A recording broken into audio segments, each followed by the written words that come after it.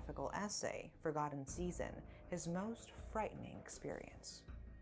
He wrote that his father was the victim of a terrorist act by JMS, and when he was admitted into the hospital's doctor was a JMS believer.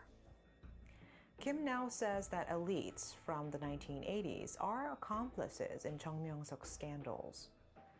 JMS continues to do its best to protect Chung Myung-seok. Chung's court documents are hidden from believers so that they will not leave the church like Kim Do-young. But the unveiling of this Netflix documentary in 241 languages shared this cult to the world. Chung Myung-seok was imprisoned on October 4th, 2022.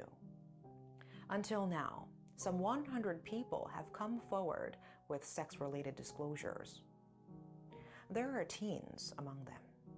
JMS has employed a star-studded counsel from multiple law firms. They have denied all charges of brainwashing and adultery. It's making a frantic last-ditch effort to protect its 77-year-old leader. Believers continue to compare Chung Myung-seok to Jesus, believing that he is being suppressed. This is how scary religion can be. That's all for today. Thanks for watching. I don't think a God would be, Jesus would be raping people. Can you imagine losing someone you love suddenly to an illness or tragic accident? We will never be prepared for tragedies like that, but today's case is about a person who took things too far out of fear of being left alone. Today's case is definitely a bizarre one, and to this day there are still questions that remain unanswered. Let's dive into today's case, the Pangbae mummy case.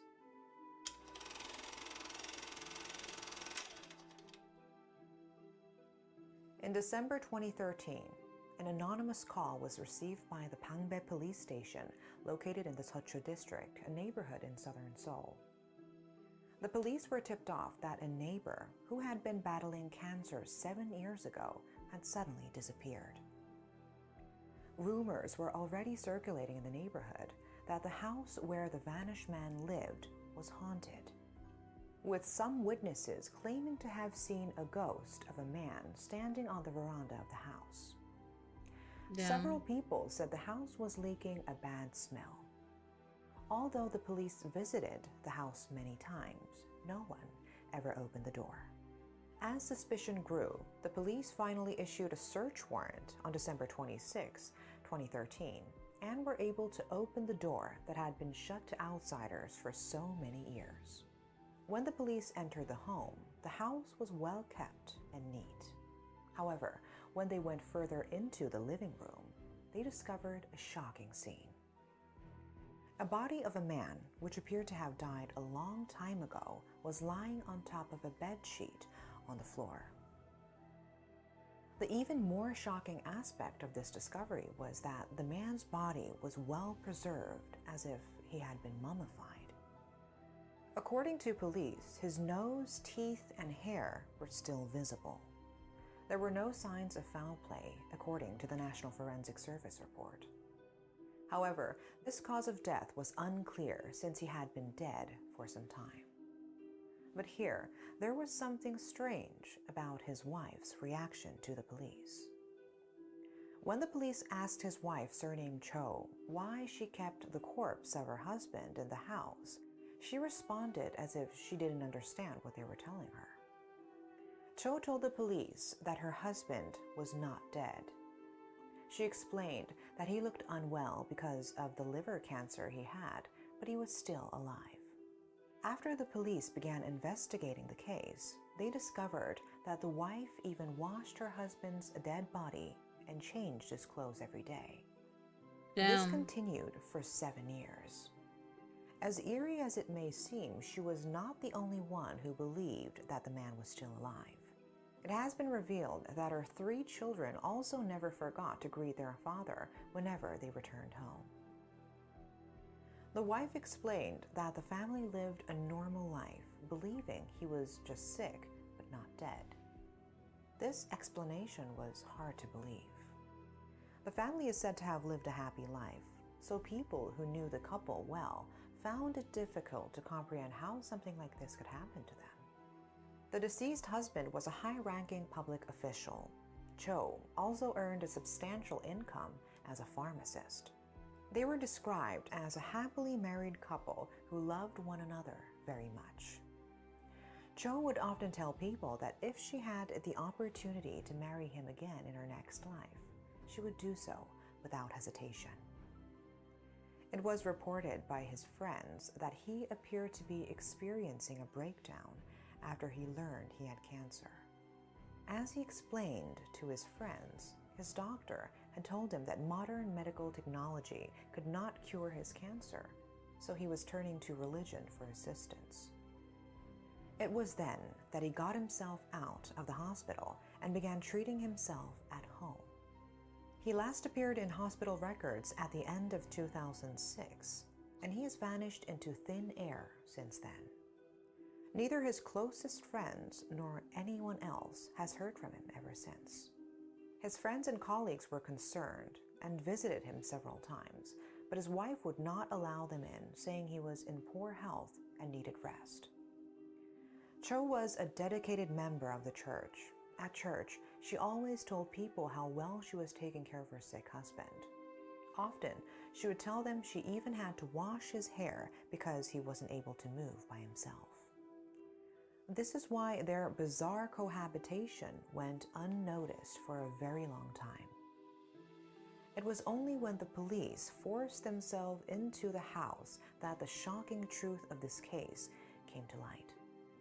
Rumors and speculations began to swirl around Cho after the public learned about the mummified man kept in the house. Some argue that the wife believed in her husband's resurrection because of her extreme religious beliefs.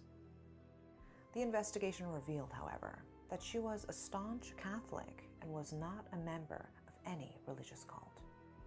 While the case was shocking to many, there were a lot of questions about how this cohabitation could have gone unnoticed for so long. How was it possible to preserve his body in such good condition? Has she used any chemicals to prevent the decomposition of his body? Normally, the process of decomposition starts within minutes of death. The breakdown starts as soon as the heart stops pumping blood through the body, and when oxygenated blood stops flowing, cells die. Bacteria in the abdomen rapidly multiply, creating gases that cause the body to bloat and smell, which attracts insects. Because Cho was a pharmacist, some suggested she might have used chemicals to preserve his body. However, the case remains a mystery to this day because it has been revealed that there was no trace of preservative treatment being practiced on his body. His dead body did not exhibit any signs of embalming, according to the National Forensic Service. They presumed that the man had been suffering from liver cancer for a long time, and years of chemotherapy had thinned his body, resulting in accelerated dehydration. Additionally, his wife used to spray disinfectants on everything she touched. Her frequent use of disinfectants may have prevented insects from corroding his body. However, these are all assumptions, not proven facts. Aside from the fact that the body was preserved so well for 7 years without any special equipment, it was also very strange that their children lived a normal life as if their father had always been alive. The wife was immediately arrested on charges of abandoning a dead body. However, the prosecution did not file a criminal charge against her. They concluded that the act of cleaning her husband's body every day and applying disinfectants to keep him clean did not constitute intentional abandonment of a dead body. The prosecution has also taken into account the fact that during the investigation, his wife stated that she never knew her husband was dead. Her condition has been described by experts as delusion disorder. In her view, his body was not a dead body, but a living being capable of waking up at any moment. Police said she told them during an interrogation that she slept next to her husband every night and that she could hear his heartbeat. However, Damn. the case took a new turn in July 2015 when her coworker claimed she was fraudulent. According to the coworker, since the death of Cho's husband in April 2007, Cho has been receiving the leave of absence benefits and salary of her deceased husband worth more than $164,000. The prosecution found that she visited her husband's workplace and applied for voluntary retirement on his behalf, claiming he was ill and was unable to do so himself. The prosecution indicted her on charges of fraud. Even so, the court found her not guilty of fraud since she already had substantial income and had not claimed her husband's insurance despite the fact that she was eligible for it. Her actions did not prove a criminal motive, according to the court. The court found her innocent, and her life returned to normal. However, in the weeks following her husband's cremation, it has been reported that she had difficulty moving forward and adjusting to life without him. That was a story of a woman who couldn't let go of her dead husband and believed that he was alive for 7 years before the police found his mummified body at her home. While it is a sad but bizarre story about a woman overly obsessed with her husband, how his body was preserved for 7 years remains unknown. Yeah. As does whether the family truly believes. That's crazy. It's mummified? That's all for today. Thanks for watching.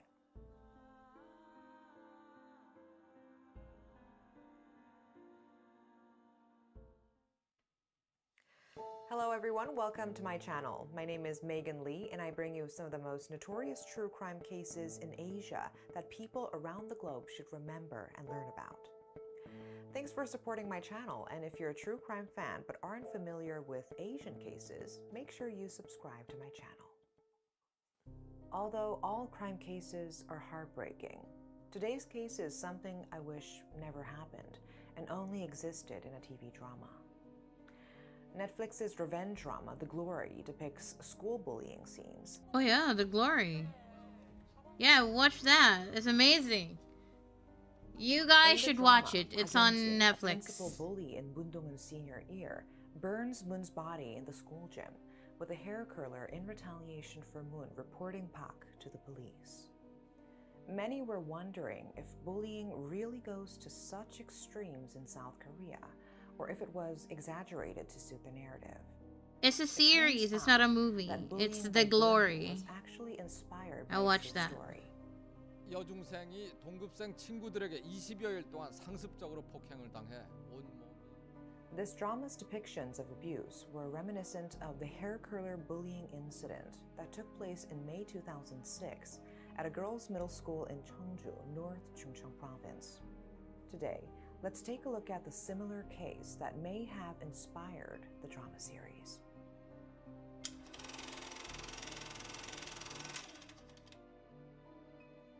An ordinary day in May 2006, the Chungbuk Provincial Police Agency received a report from a 16-year-old middle school student surnamed Chung from Cheongju.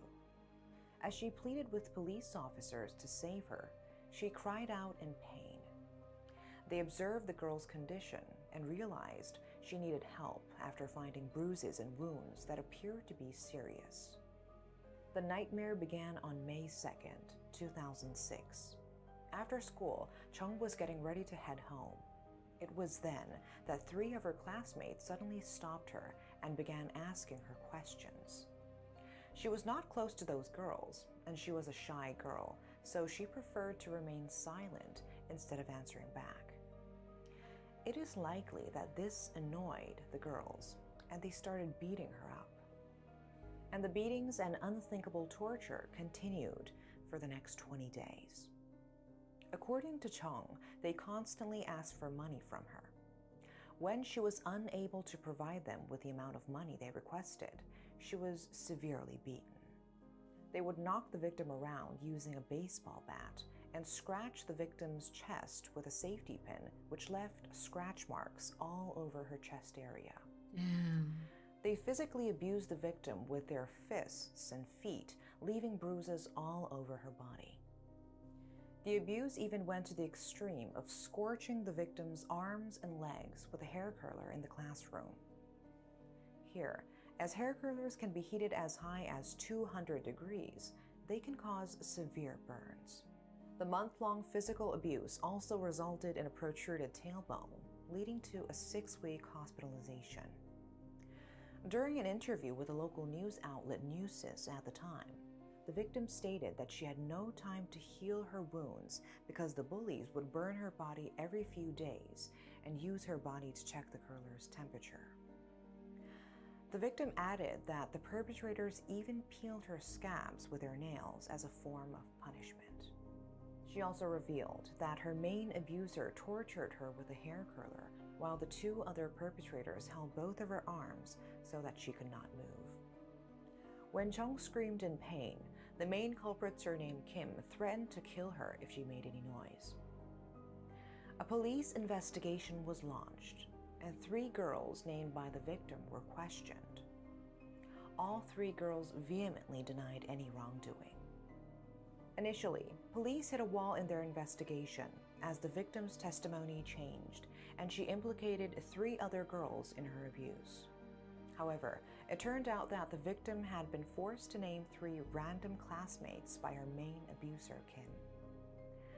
Another serious problem arose from this as the names of the girls who were not relevant to the case began to circulate throughout online communities. The innocent girls and their families were subjected to a barrage of hate calls and threats. However, police were able to identify the perpetrators when Kim, the primary perpetrator, unexpectedly confessed to all the crimes. Kim described what she had done in detail to the police. She was later charged with assault. On June 2nd, the Cheongju District Court issued an arrest warrant against Kim, citing the brutality and gravity of the incident. How could her classmates and teachers not have known anything about this? According to the police, Kim acted as if she was the victim's best friend, having her tag along with the group and doing everything together.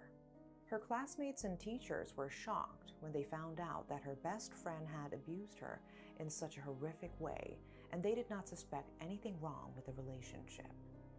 Public outrage ensued when school authorities were busy defending themselves by denying knowledge of any abuse instead of investigating it.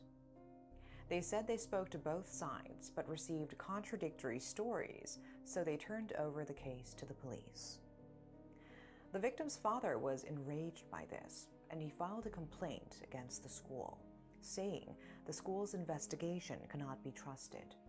As a result, the school and teachers were also given administrative penalties for poorly handling school violence, according to reports. How were the perpetrators punished? Kim was the only one arrested, but she was later placed under supervised watch, which technically means she had to be monitored by her parents or a probation officer.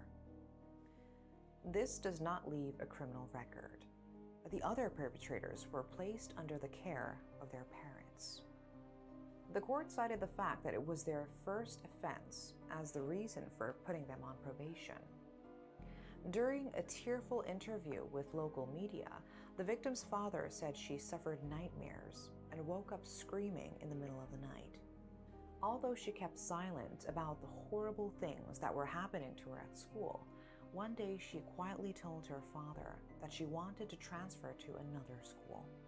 He said in the interview that he regretted not paying enough attention to her desperate requests hi. back then.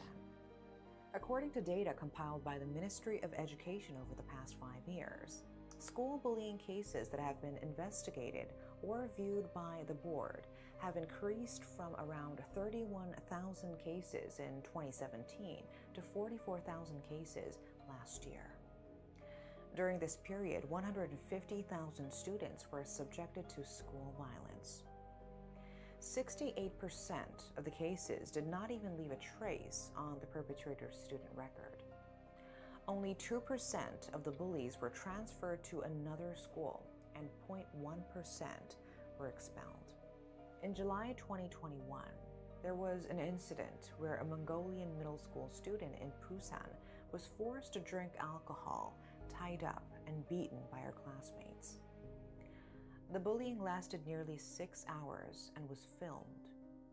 There were even disparaging remarks about the ethnicity of the student. In the recorded video, the bullies left drawings on the victim's body, forced her to drink her urine, and fed her cigarette butts. But the teens were not punished with a proper jail term for this horrible abuse. The perpetrators were only punished with social service. Again, it left no criminal record. When it comes to bullying at school, it's very unlikely that the victims will tell what's happening at school to their parents or the police because they're scared of the consequences. Also, with the harshest punishment for school violence being expulsion, victims feel perpetrators get off too lightly, further discouraging them from reporting it. Like Kim posing as the victim's best friend while secretly torturing her, bullying mostly occurs under the radar of adults and peers, meaning that these peer-to-peer abuses require more attention and care. That was the case about a student in Cheongju who had to undergo horrible torture by her classmates, which many pointed out was probably the real-life case that inspired the Korean drama The Glory. The victim will continue to suffer from the scars left on her body and the horrific memories of the abuse, but her abusers, who would have turned 33 by now, will probably be living as a mother, a wife, and a good friend to Yes, those around Walker, her. it is productive. That's all for today. Thanks for watching. Wait, I think I need to replace my nib. I'll replace it after stream. Today's case is about a young girl who survived sexual violence, but whose life has been ravaged by the lifelong injury left on her body and the horrific memory of the day of the incident. Today's case can be disturbing, so viewer discretion is highly advised. This case is known in Korea as one of the most infamous criminal cases involving young children, which many of you might have already heard about. So let's get right into today's case, the case of Cho Do-sun.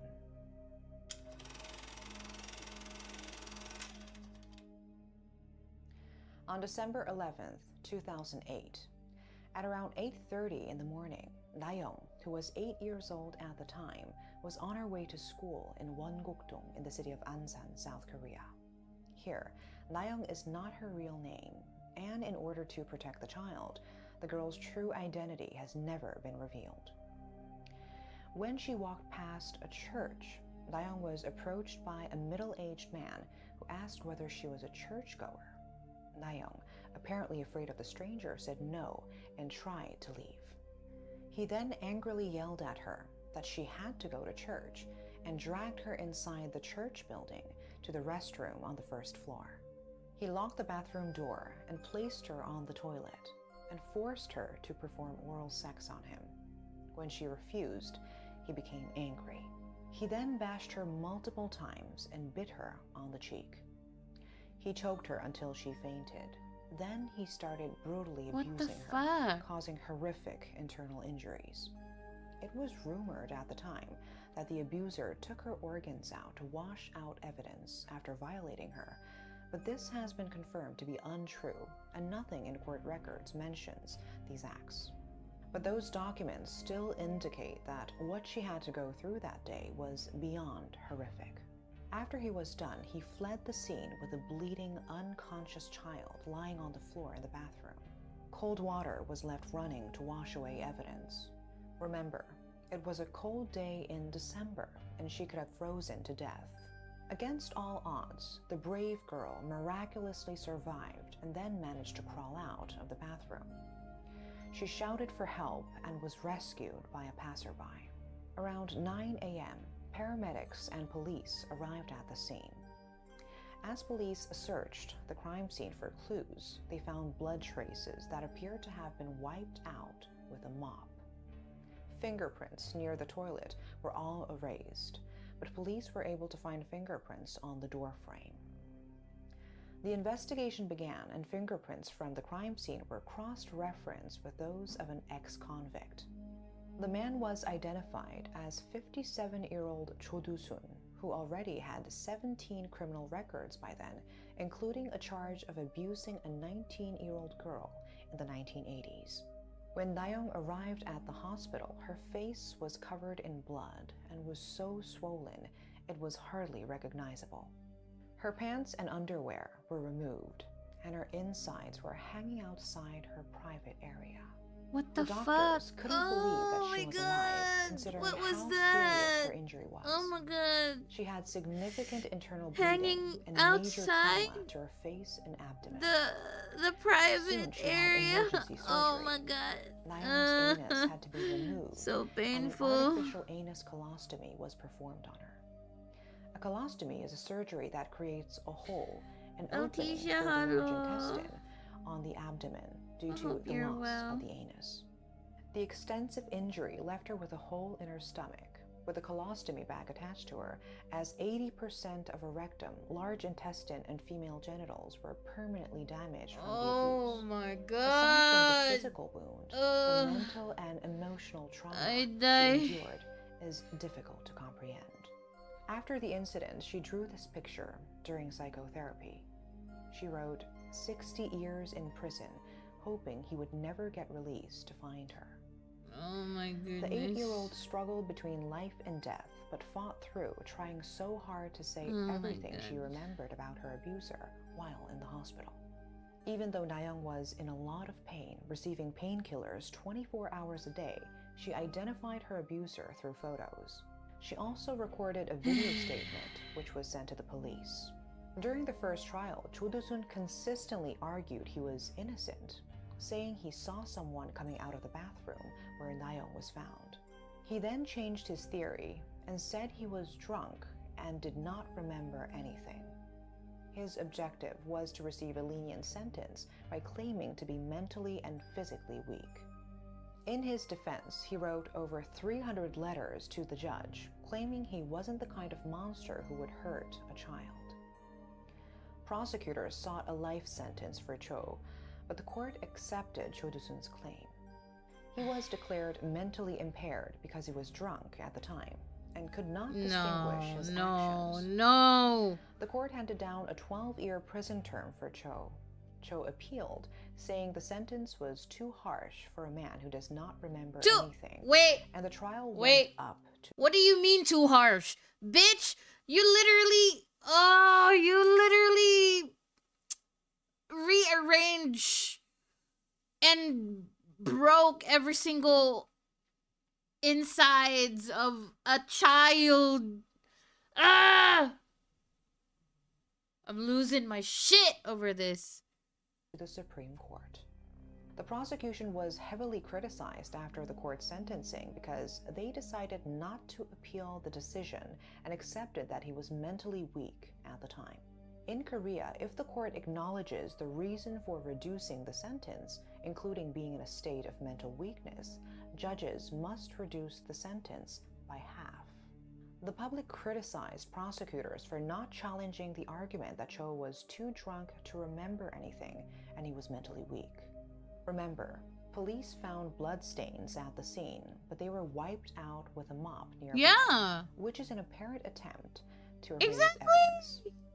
If he was too intoxicated to think straight, would he be wiping out his fingerprints and blood on the toilet and the lawn? My God. Also, prosecutors made the very crazy. ill Nayoung attend the interrogation while she was still recovering from surgery. On top of that, prosecutors made her testify 4 times because they didn't know how to use the recording device properly, and the recording tape was not recording. A lousy investigation led to her family suing the prosecution, and eventually the prosecution had to compensate them 13 million won. On December 24th, 2009, that's not enough. The Supreme Court upheld the decision of the first trial, and Cho was sentenced to 12 years in prison and 7 years of wearing Kid's life is ruined now. While the no amount of million won most heinous sex crimes, a petition was posted on the presidential office 청와대's website saying Cho Do-sun should never be released. The post gained over 200,000 votes. Petition supporters said the nation must protect all underage victims, and 12 years doesn't compensate for the victim's traumatic experience and lifelong injuries. But on December 12, 2020, Cho was released from prison. After his release, dozens of people, including YouTubers, flocked to his house demanding justice, claiming the jail term was too short. A few days after his release, a man in his 20s broke into Cho's home and assaulted him with a blunt object. Oh my goodness. He was not seriously injured. As a result of Cho's case, the country's judicial system has come under criticism for being lenient towards sex offenders. People voice the need for harsher punishment for those who try to excuse their criminal behavior by saying they were drunk. Even so, we still hear absurd rulings giving alcohol-impaired men only 1 or 2 year prison sentences.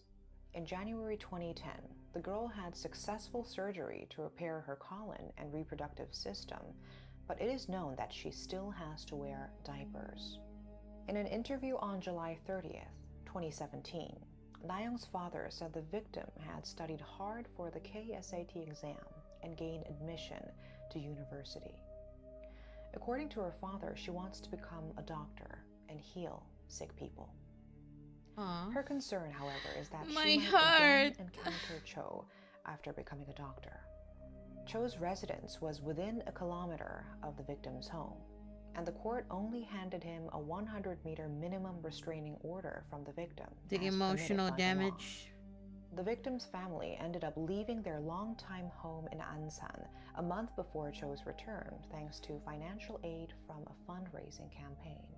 The public was furious that it was the victim, rather than the criminal, who had to move. The release of Cho Do-sun brings to mind the past when sex crimes were not taken seriously enough by the legal system. His freedom shows that future efforts need to be made to improve the legal system. Our children should be growing up in a country aspiring to be fairer and safer than that was in the past. That's all for today. Thanks for watching. My goodness. I die listening to this.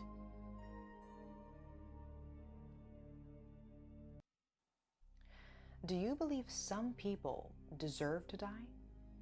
Yes. In a number of cases, the court has accepted the use of deadly force in order to protect lives, but it is a dilemma for sure. Today's case is a tragic story about a woman who had to suffer under her monstrous father for most of her life until she decided that she had had enough. This case made headlines across the nation and is still remembered as one of the most famous crime cases in Korea. Hey, Justy, how are you? Without further ado, let's dive into today's story, the case of Kim Bo-eun. Yes. On January 17th, 1992, a police station at Chungju City in North Chungcheong Province received an urgent call from a woman that a robber had broken into her house. The robber had already fled when the police arrived at the house. Police entered the messy room and found a man's body lying on the bed. He was only wearing underwear and had knife wounds all over his body. It was apparent that he had been stabbed to death by the intruder. The woman who called the police was his daughter, Kim Bo-eun. She looked frightened and nervous, but she didn't seem too shocked by her father's death and explained the situation in a relatively calm manner.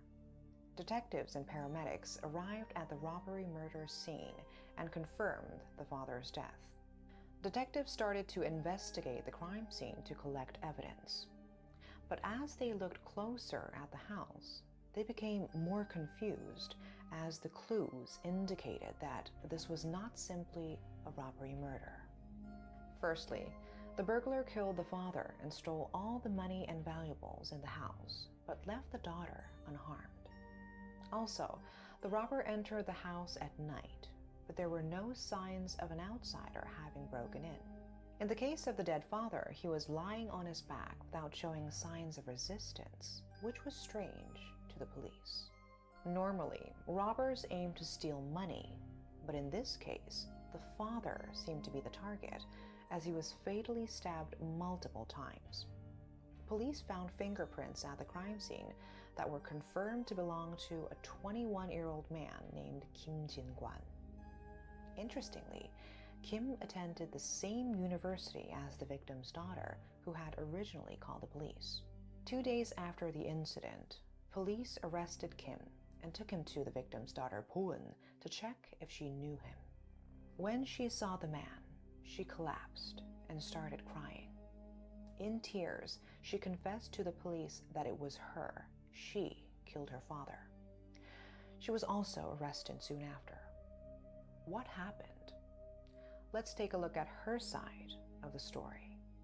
Poon spent most of her time at home and didn't go out much when she was young.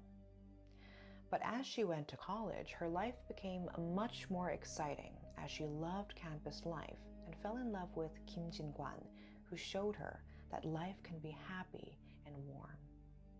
However, Poon felt that the darkness inside her was pressing in more and more as their relationship deepened. One day, she eventually opened up about her darkest secrets Hey, to Hambo. Jin-gwan. How are you? She cried, saying that she was unworthy of being with a man like him. The story she told him was shocking, to say the very least. When she turned 7, her mother married a man named Kim Young-ho. They lived a happy life for the first 2 years together, but when she turned 9, Kim Young-ho started touching her when her mother was not at home. He then violated her whenever he got the chance. One day, Poon's mother saw what he was doing to her daughter.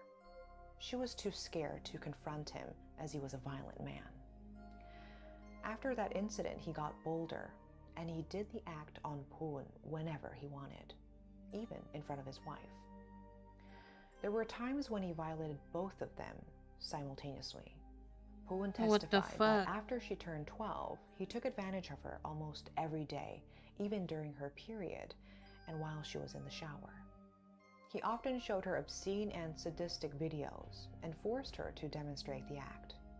When she tried to call the police, he threatened her with a knife and rat poison, saying that if she told anyone what was going on, he would kill her. So, she had to endure hell for 12 years. Kim Young-ho was a high-ranking official at the prosecutor's office with great power back then.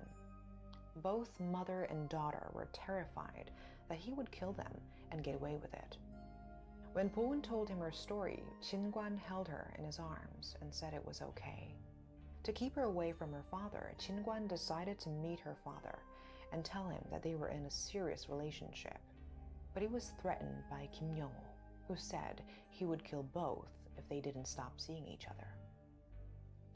Jin-gwan persuaded her to report it to the police. She told him that she had done it before, but police officers would come to the house only to bow to her father, who was a powerful man. It was not uncommon for people working at the prosecutor's office to wield such power in the early 1990s. They felt no one could help them. So they came up with a plan to kill him, disguise it as robbery, and find freedom. However, they failed, as the couple was arrested. Upon discovering the truth behind the case, this case attracted the attention of the entire country. Student volunteers and civic groups formed a special committee, and 22 pro bono attorneys volunteered to represent the couple. 22? Damn, let's to protect go. Victims as well as punish perpetrators more harshly for sexual violence, they urged the introduction of a special law. The trial began, and the couple's side of lawyers argued that Kim Bo-eun was unable to protest or resist her father's horrific actions, as she was constantly threatened by him, who made her believe that there was no one to help her out of it. The team argued that Jin-gwan was not guilty of murder because he acted in self-defense to protect Poon's life. However, the court did not accept the self-defense argument. The couple's legal team then claimed that Poon was in a mentally weak state due to PTSD, but this claim was also dismissed. How are you? On April 4th, 1992, the first trial found the couple guilty of murder. Kim Jin-gwan was sentenced to 7 years in prison, and Kim Bo-eun was sentenced to 5 years. They appealed, and Jin-gwan's sentence was reduced to 5 years, and Poon's sentence was put on probation for 5 years. In 1993, the Kim Young-sam administration granted a special pardon to Poon, and Chin-gwan's sentence was also reduced by half. He was released from prison on February 17, 1995. The case has reignited calls for a special law to protect sexual violence victims, following a similar case in 1991 involving an assault victim named Kim Bu-nam, who killed her childhood abuser. As a result, the Korean government enacted the Act on the Punishment of Sexual Crimes and Protection of Victims in January 1994 to strengthen punishment against sexual violence. The Act contains articles on the punishment and investigation of crimes, as well as articles pertaining to the protection of victims. These include preventive education and the establishment and operation of counseling centers and shelters. While Korean society is making progress towards harsher punishment for child abuse, it remains a long way off. In 2010, a 42-year-old man was sentenced to 10 years in prison for habitually molesting his 15-year-old daughter and making her pregnant. Due to the fact that it was his first conviction and he had tried his best to support his family after his divorce, the court reduced his sentence to 7 years. There is no doubt that child abuse, particularly by a family member, is a traumatizing experience that has long-term effects throughout the victim's life, and punishments should be measured accordingly. That's all for today. Thanks for watching.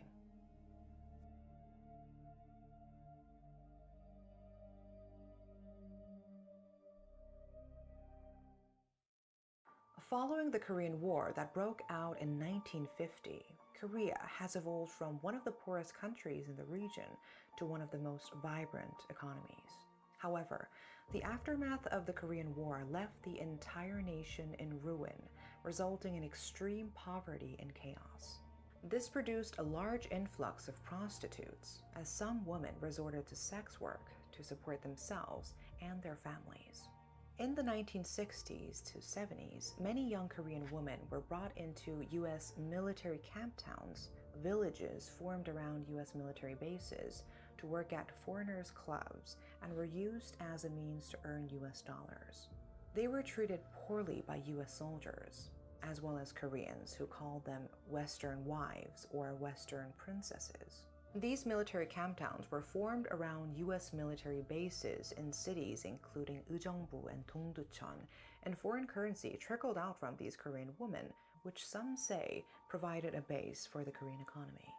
However, there was a case in the 1990s that played an important role in bringing change within the military camp town, and also played a part in gradually wiping out female sex workers in the area. So let's talk about that case today, the murder case of Yoon-geumi.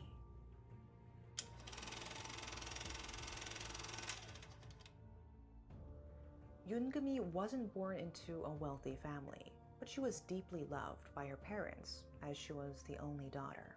However, her life took an unexpected turn when her father passed away after falling ill. She was only 17 at the time. Education was no longer an option for her. She left home to move to the city and worked in factories to put food on the table. Then she heard one day that she could earn more money working at camptown clubs near U.S. military bases. She moved to Dongducheon City in October 1992. That was when she was 26. During the day, she sold flowers and even begged in the streets to make ends meet, but that was never enough to take care of the entire family. So, she started working at one of the camptown clubs called Crown Club, where she entertained U.S. soldiers and often had sex for money. But even though her life was tragic, people who knew her said she was a bright young girl who always helped people in need. Her neighbors recalled her as a kind and caring young girl who never harmed or disturbed anyone. And on October 28, 1992, her landlord noticed that Yoon didn't go to work that day, which never happened before. He stopped by her home to see if she was inside. That was around 4:30 p.m., He called her name in front of her door, but no answer. The door was not locked, so he opened the door, and the first thing that he noticed was the nasty smell. What he witnessed that day was a scene that has remained forever traumatic for him. The description of the scene could be distressing for some of you, so viewer discretion is highly advised. There he found the lifeless body of the 26-year-old Yoon Gumi lying on the floor in pools of blood. Her face was severely battered with a Coke bottle, which left a huge dent in her face. The cause of her death was later determined to be excessive external bleeding and the collapse of organs. But what really shocked him was how sadistic and grotesque the murder scene was. She was found completely naked, with her legs spread open. Her body was covered with bruises. A Coke bottle was half inserted in her genitals. And to the shock of many during an autopsy, 2 more beer bottles were found inside her uterus. An umbrella pole was inserted about 10 inches into her anus. Matches were found inside her mouth. Laundry detergents were scattered all over her dead body in an apparent effort to destroy evidence. Thank you for breaking my back, Alina. The Ujeongbu Police Homicide Department and the U.S. Forces Korea Criminal Investigating Division started a joint investigation. Detectives at the Ujeongbu Police Station collected statements from witnesses and found out that Yoon and a U.S. soldier were seen together the night before her body was discovered. According to witnesses, Yoon was seen very drunk on the streets, and a U.S. soldier held her and took her home. Police started looking into who the soldier was. The Coke bottle that was inserted in her genitals had fingerprints all over, so if suspects were to be identified, they could single out Yoon's killer in no time. And on October 31st, just 3 days after she was found brutally murdered, Korean police arrested West Virginia native Private Kenneth Lee Markle as the prime suspect. Markle was a 20-year-old young man, a medic assigned to the 2nd Infantry Division of USFK. When he was arrested, police found a blood-stained shirt from his possession, and the fingerprints on the Coke bottle were his. If the one who killed her and inserted the Coke bottle was the same person, he was without a doubt the murderer. However, the case hit a wall because he was a U.S. soldier. At that time, to keep U.S. soldiers in Korea after the Korean War, the Korean government had signed SOFA, the U.S. ROK Status of Forces Agreement. The agreement protected the status of U.S. forces and rights related to their stay in Korea, including the right to use U.S. camps. Calling all cult members. We are being raided. Please prepare to welcome the raiders. Hello. Hey. Hey. Hey. Hackster, how are you? Thank you for the raid. I appreciate you. How was your stream? How was your stream? Hope everything went well.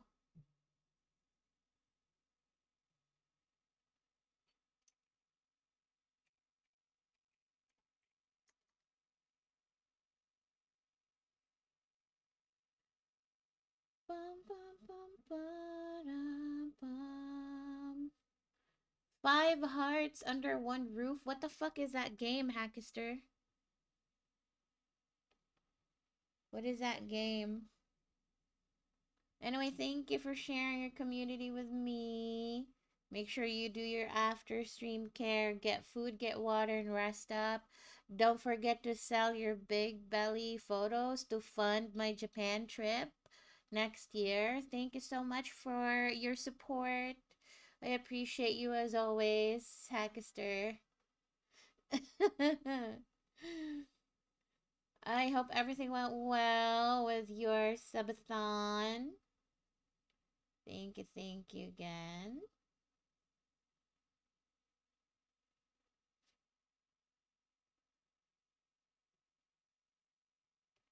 Right now, I'm just doing some artwork, some emotes, and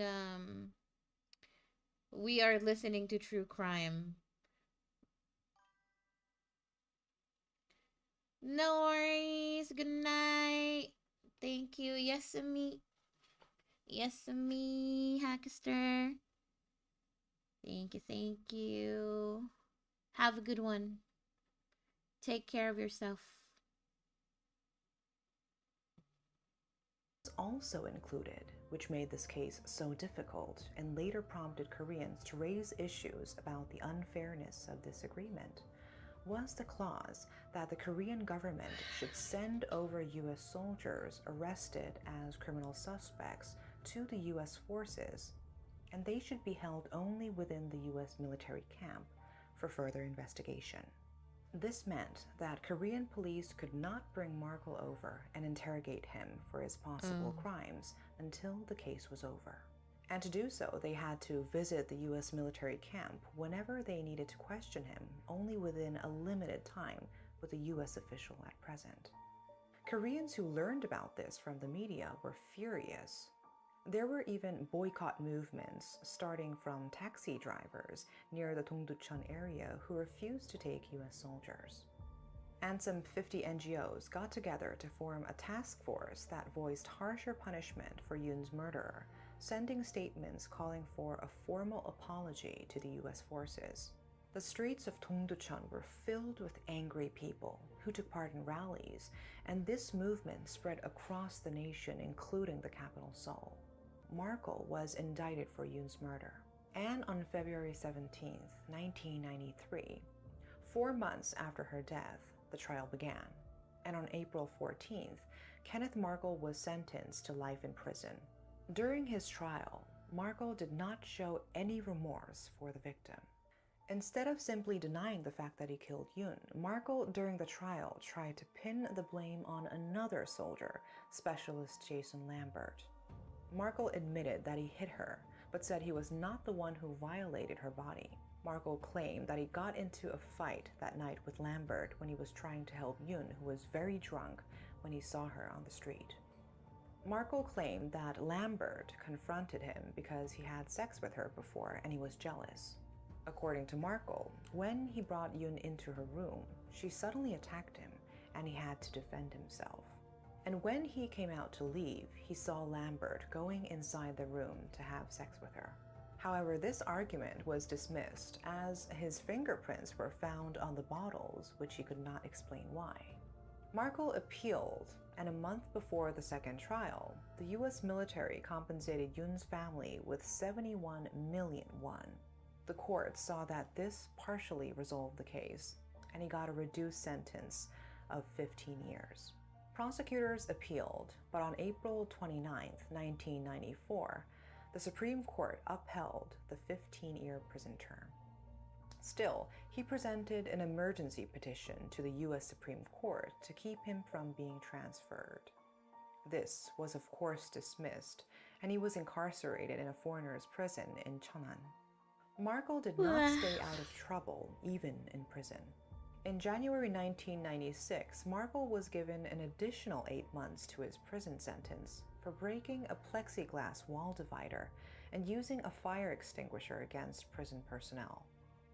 Markle was supposed to be released in early 2008, but was freed on August 14th with 2 years and 9 months of time left on his sentence. And the next day, he boarded a plane for the US. Markle's case did spark debate and protests in the early 1990s, raising awareness about crimes involving U.S. armed forces in Korea. And upon this incident, an amendment movement on SOFA started to gain momentum. And SOFA was revised in 2001 so that criminal suspects could be handed over to the Korean investigative authorities as soon as they are arrested. Besides the gruesome nature of the crime, how Yoon's death was used as a political tool by anti-American activists is also a disturbing aspect of this case.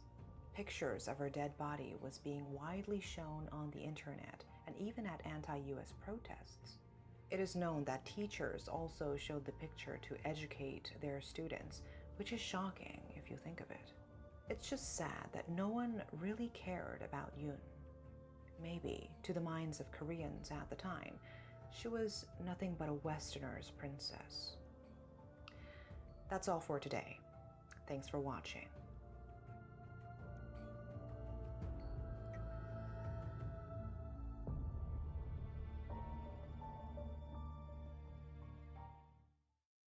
The murder of Furuta Junko in Japan, where 4 teenage boys abducted a high school girl on her way home in November 1988 and locked up, violated, and tortured her for 4 months before eventually killing her, is said to have traumatized the country for how cruel it was. The so-called concrete-encased high school girl murder case, as her body was discovered in a concrete drum, also shocked the world. There was a very similar case here in Korea as well. It's a case where 15-year-old middle school girls conspired with men in their early to mid-20s to carry out the crime. The cruel way the crime was carried out and the young age of the assailants made people very angry. How the girl students harassed their peers in unimaginable ways shocked the nation and made people wonder if our juvenile criminal justice system was emboldening teenagers to indulge in heinous crimes. The description of today's case could be disturbing, so viewer discretion is highly advised. Today's case is the Korean version of the Junko case, the case of the concrete high school Not the girl Korean version. Goodness gracious. At 2 p.m. on March 15th, 2014, a 15-year-old girl surnamed Yoon abruptly ran away from home. At the time, she had just entered high school and was adjusting to a new environment for about 10 days. She had met Kim, a 24-year-old guy, on a smartphone messenger service. Kim messaged Yoon often and proposed that they date. Yoon, who was naive, accepted this. Up until this point, she did not know Kim had something else in mind. Through Kim, she met 3 girls her age, surnamed Ho, Yang, and Chong, and the one girl who was 16 years old, also surnamed Yang. These 4 teenage girls hung out with Kim and his friends, who were also in their 20s. A guy surnamed Lee, a 24-year-old guy surnamed Ho, and another guy surnamed Lee, who was 25 years old. So on that day on March 15th, Yoon ran away from home with Kim and is said to have stayed at a motel in Busan. From then, Kim and his friends began to show their true colors. They started making Yoon engage in prostitution with guys she met through online chatting. The guys used that money for living expenses, including for entertainment purposes. Yoon was intimidated by them and had no choice but to do as she was told. When she didn't return home, Yoon's father reported to the police that she ran away from home. Kim, who was scared that he would be discovered somehow, took Yoon home momentarily. Kim and his friends urged Yoon not to tell her family or anyone that they had forced her into prostitution. Yoon's father asked his daughter, who had returned home after 14 days with a haggard complexion, what had happened to her. She cried and told him in detail, "These older guys forced me into prostitution. They locked me up and gave me only 1 meal a day. They told me that they would come and take me away if I told anyone what happened." When her father heard this, he tried to persuade his daughter to report it to the police, but she stopped him, telling him these older guys are scary. Yoon and her father, who were devout Christians, went to church the next day, as it was a Sunday. They attended different worship services, as they are separated according to age. Around noon, after the services were over, Yoon's father came out and realized his daughter was missing. He went to the police station and told officers, "My daughter has disappeared. When she ran away from home, some guys and teens her age forced her into prostitution." Police reformed their search team and looked for Yoon. But during the 20 days that police looked for her, she was dragged around by Kim and his friends, and she endured unimaginable torture. Let's take a look at what happened to Yoon during those 20 days. The guys once again forced her into prostitution. They connected her to men who paid for sex, and Yoon sold her body between 4 to 8 times a day. From April 4th, they started indiscriminately beating up Yoon. That's because she logged into Facebook. At 10:30 p.m. on April 4th, at a motel in Ulsan, the group of guys found out that Yoon had accessed her Facebook account, and they started punching her out of fear that their location had been exposed. They punched and kicked Yoon that night. Then they made 7 girl students take turns watching Yoon after locking her up. As the days went by, their attacks and abuse got worse. They poured 2 bottles of soju into a bowl and made Yoon drink it all at once. If she threw up, they made her lick up her vomit and eat it. 3 of the guys made 4 girl students fight with Yoon one by one, telling Yoon that she would be allowed out if she won. One of the guys, 25-year-old Lee, the oldest in the group, made Yoon bend her head back, and he powerfully hit her larynx with the edge of his hand multiple times. He also used an electric fan and struck her torso with it several times. The girl students, meanwhile, threw furniture at Yoon. She was hit so much that her body felt sore, so she pleaded with them to pour some water on it. So, one of them boiled water in a pot and poured it all over Yoon's arms and legs. She sustained burns, and her skin started to peel. Whenever she said, "I wanted to go home," she was beaten all over. They made her stand up and sit down some 100 times. They made her memorize a multiplication table in her semi-conscious state, and when she didn't respond, they hit her more. She was in a serious state where she couldn't even eat. At 10 p.m.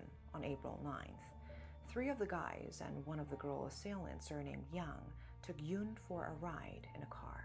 They stopped near an industrial complex in the 𝔖𝔬𝔬𝔦𝔯𝔬 district of 𝔑𝔬𝔬 to play a game of 𝔬𝔬𝔬. The loser had to beat Yoon, who was balled up on the floor of the back seat. During their ride in the car, they asked Yoon for fun, "If you die, who would you like to take with you?" Yoon chose 25-year-old Lee, the older guy in her group of attackers. Mad when he heard this, Lee punched her and beat her with his heels. Yoon then chose the girl surnamed Yang, and when she heard this, she grabbed a piece of the pavement and struck Yoon with it. The next day, on April 10th, in the back seat of a car parked near a hotel in 𝔑𝔬𝔬, she suffered a sudden cardiac arrest from her injuries and took her last breath. When the group found her dead, they were scared they would be discovered. They drove the car to Changneong County in South Gyeongsang Province. They parked the car along a random street, poured gasoline all over Yoon's face, and set it ablaze. They wanted to make her face unrecognizable, so that if she was found, their arrest would be delayed. At 2 a.m. on April 11th, 2 of the guys and a girl student accomplice went to an orchard in Changneong County to dump Yoon's body. They dug a hole using a shovel and pickaxe and pushed her body into it. Yoon's face was blackened as they have poured gasoline on it and set it on fire to make it unrecognizable. Then they covered her body with dirt. But the group was worried about the place where they buried Yoon, along a random street, and so they went back to the site 3 days later and dug up the body. At 2 a.m. on April 14th, they took the body to a hill near the Hwangok Bridge in Changneong County. They reburied Yoon and poured cement all over her body. Then they covered it with dirt and added rocks and grass to better conceal the body. Surprisingly, a few days later, the group traveled to Daejeon and carried out another murder. On April 19th, the guys met a 47-year-old man in Daejeon surnamed Kim using a chatting app and forced the other girl student surnamed Yang to have sex with him for money.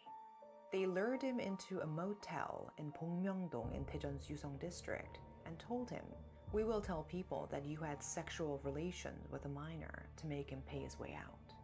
But Kim realized that it was a scam and tried to escape only to get beaten in front of the motel. The group of guys took him in a car to get money from him. He was beaten again and again, and one of the guys surnamed ℏ got a large plastic flower pot that weighed around 20 kilograms and struck Kim's head with it. Even though he lost consciousness, they kept on kicking his head. Kim wasn't moving, and so they moved him to the backseat of the car and fled the area. Around 3 hours later, Kim pleaded for his life, but they kept on hitting him in the backseat. They used a lighter and cigarettes to burn his sides, all in an effort to get his credit card passcode so that they could withdraw money. Eventually, Kim died of his injuries in the car. They left the body in the car, abandoned the vehicle, and fled.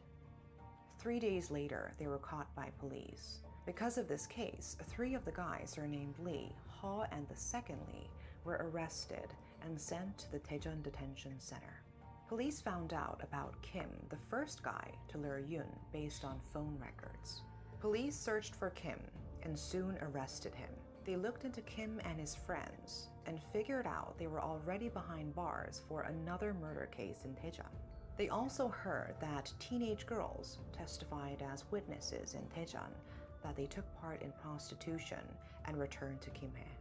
When police asked the girl students the whereabouts of Yoon, they said, "We don't know anything," and pretended not to know. Did they feel guilty? One of the girl students who returned home is said to have told her friend, "I killed Yoon, and we secretly buried her body." That friend thought what she heard was serious and reported it to the police. The 3 guys that killed Yoon were ex-cons. One of the guys carried out over 20 crimes, and all 3 had 1 or 2 convictions.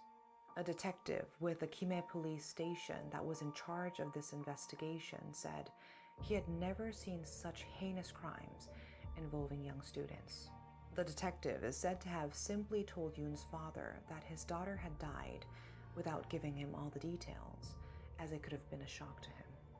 How did the court rule on this case? There were 2 trials, one in Changwon and the other in Daejeon, as there was the burglary murder case in Daejeon soon after Yoon's body was buried on the hill. On November 11th, 2014, the Changwon District Court handed down sentences to the 3 girl students who were involved in Yoon's assault and death. Yang got between 6 to 9 years in prison, while both ℏ and Chung got between 6 to 8 years behind bars. According to the Korean Juvenile Act, when a juvenile gets sentenced to a prison term of 2 or more years, a sentence has to specify the maximum and minimum terms, meaning that the offender has to serve the minimum term, but can get released on parole after that. The accused girls claimed they were forced to carry out those acts by the guys. The judge did acknowledge that the girl students were both assailants and victims, but convicted them as they didn't do anything to stop Yoon's death, even though they knew that she could die. Then there's Kim, the first guy to meet Yoon on the chatting app. Kim said he didn't directly take part in the assaults, but he was sentenced to 5 years in prison on charges of luring a minor for the purpose of prostitution and aiding and abetting the abandonment of a dead body. Yeah. But in April 2015, during an appeals trial, ℏ and Chung received reduced sentences. The court took into consideration the fact that they grew up in substandard environments. They had a lack of social safeguards, and they showed remorse for what they did. Kim also received a reduced sentence of 3 years. Meanwhile, on February 13th, 2015, the Daejeon District Court indicted 2 of the guys, surnamed Lee and ℏ, saying they were the principal offenders who actively took part in Yoon's assaults, and sentenced them to life in prison. Another guy, surnamed Lee, who was indicted with the other 2 guys, received 35 years behind bars. They all claimed they didn't have any intentions to kill Yoon. They were suffering from impulse control disorders, and they were under the influence of alcohol, all of which were not acknowledged. They appealed their sentences, but the Daejeon High Court dismissed them on July 24th. This brutal case involving teenagers and youth shocked the country. The guys in their 20s and the teenage girls who conspired with them will have to live with this memory for the rest of their lives. One thing we should point out here is that young girls and women who run away from home often get involved with prostitution. Yoon's classmates told reporters that they were sure her being lured by the guys and the girl students was premeditated and that she was targeted. Her classmates described Yoon as someone who was shy and quiet and difficult to get to know. Basically, naive teenagers could become easy targets. The accused girl students were runaways themselves and engaged in some kind of prostitution as well. Before anything else, it's important that we make sure there are social safeguards in place to keep our youth safe and out of harm's way. That's all for today. Thanks for watching.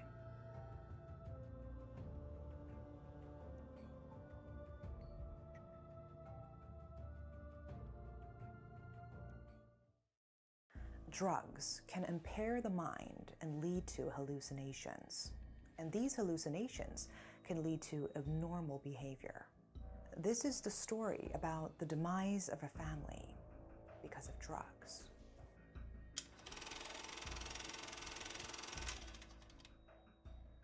Around 7:40 in the morning on May 21st, 1989, a resident surnamed Lee, who lived in a townhouse in 국정동 in Busan Saha district, was on his way up to the roof of his building to fix a water tank. Lee didn't get very far before stumbling upon the naked body of a man on the second floor staircase. The man had a TV antenna cable wrapped around his neck as if he had been hung. Before the resident could even figure out what was going on, he smelled something burning. Lee even saw smoke and followed it to a home on the second floor. As soon as he entered the home, he saw a blanket on fire. Then he saw the dead bodies of a woman and 2 young boys. He knew they were dead because their heads were cut off. He looked around the room and found the heads in one corner. It was a grotesque and shocking scene to the resident as well as to the police that were dispatched there. Investigators concluded the man found on the second floor staircase and the woman and 2 boys found in the home were part of the same family. The man was a 30-year-old 𝔖𝔬𝔬𝔦𝔯𝔦. He lived there with his wife, also surnamed Lee, and his 2 sons, one of them 8 years old and the other 6. It was clear to detectives the case was a violent one that was out of the ordinary. Police continued their investigation and pinpointed the father and husband 𝔖𝔬𝔬𝔦 as their main suspect. They suspected he killed his family, set fire to his home, and took his own life. But it didn't make sense why the head of a household would kill his wife and sons, especially because the bodies were so badly damaged. When the wife and her 2 sons were found, they were wearing pajamas. They could have been sleeping. Did I jump scare you? Oh my god. Yeah, I bet I did. Parts of You the wife's coward. pajamas You make were me ripped, sick. and Your weakness is slashes pathetic. all over her body. A countless number of cuts were also Hi, found Ash. on the bodies of My the 2 goodness, boys. my heart. It looked like their eyes were stabbed as Good well. morning. That wasn't all. Remember, the heads of the wife and the 2 sons were cut off. The suspect gathered the heads in one corner of the room, covered the bodies with a blanket, lit it on fire, and fled the scene. If the culprit was indeed 𝔖𝔬𝔬𝔦, how could he, in such a grotesque manner, kill his loving family? But there were clear reasons why Yo was the police's prime suspect. First off, he had a record. He had 8 previous convictions, including for violating the Cannabis Control Act and for assault. 2 months prior, in March 1989, he was imprisoned on charges of assault and released on May 1st. As soon as he was released, he moved his family from a home in Posudong in Busan's Chunggu district to a townhouse in 국정동 in the city's Saha district. He kept causing problems after his release and move. According to the testimonies from his neighbors, Yo and his wife fought loudly every night. They had lived together for 10 years. And 3 years before their deaths, in 1986, they registered their marriage. 𝔖𝔬𝔬𝔦𝔯𝔬 was a troublemaker during his long relationship with his wife. She was likely very displeased with her husband. Their discord continued and got worse after they got married. What was worse was that 𝔖 suffered from delusional jealousy, making him obsess over his wife. That wasn't all. The decisive reason police The made queen 𝔖 their is main grateful Self-service. for Hope the you have a blood good rest of the bath. stream. Okay, Ash, you take Busan was a care. mech hotspot. Thank you in for the 1980s. biddies, darling. Have a good one. 𝔖𝔬𝔬𝔦𝔯𝔬 was known to be the biggest drug dealer at the time. This dealer not only carried out activities in Korea, but also exported drugs to Japan. Drugs were widespread in Busan when 𝔖𝔬𝔬𝔦 was in business from the mid-1970s to the early 1990s. At first, methamphetamines were popular among criminals and workers at adult entertainment establishments. The drug then spread to office workers and even teenagers. How many people shot up meth in Busan at the time? Around 100,000 people.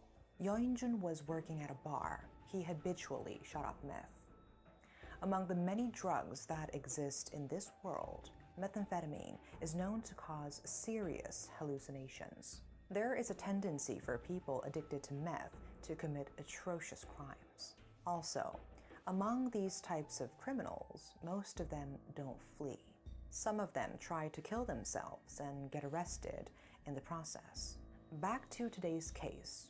When police first saw the scene, they realized that it wasn't an ordinary murder. They assumed 𝔖𝔬𝔬𝔦𝔯𝔬 shot up meth and carried out the crime while hallucinating. And so, the day after the bodies were found, an autopsy was performed on 𝔖's body.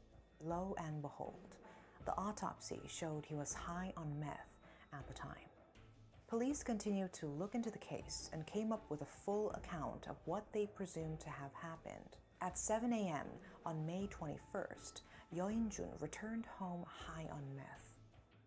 He fought with his wife and began hallucinating. In that kind of panic and confusion, his wife and sons looked like ghastly monsters to him. He lost all reasoning and carried out an unthinkable crime. He got a kitchen knife and brutally attacked his wife and 2 sons. In that process, he badly damaged and mutilated the bodies. He then covered the bodies with a blanket and set it on fire. He then went out onto the staircase, stripped down naked, and hung himself. How scared were the wife and 2 sons who were attacked by their husband and father who looked like a monster himself. For their sake, it would have been nice to punish the offender, but 𝔖𝔬𝔬𝔦𝔯𝔬 was already dead. Because the suspect died, there wasn't a right of arraignment to begin with, making police close the case. No one would pay for the death of the victims. This case is one of the most disturbing drug-related crimes in Korean history. Through the case, both prosecutors and police realized how serious drug-related crimes could be. And so now, when violent crimes occur, to the the cult. prosecution puts a priority on you? finding out if suspects were under the influence of drugs. 33 years have passed since the case, and drug-related crimes continue to rise. People are now more aware of such violent crimes. According to sentencing records, during the past 10 years, there have been 14 drug-related murder cases. The problem is that the sentences for these crimes are very low, with courts citing mental and physical weakness of the offender. Experts say there is a need to crack down on drug-related offenses, as suspects hallucinating because of drugs could carry out crimes in a cruel and fatal way. Please do not forget that your curiosity about drugs could result in you harming yourself, as well as your loved ones. That's all for today. Thanks for watching.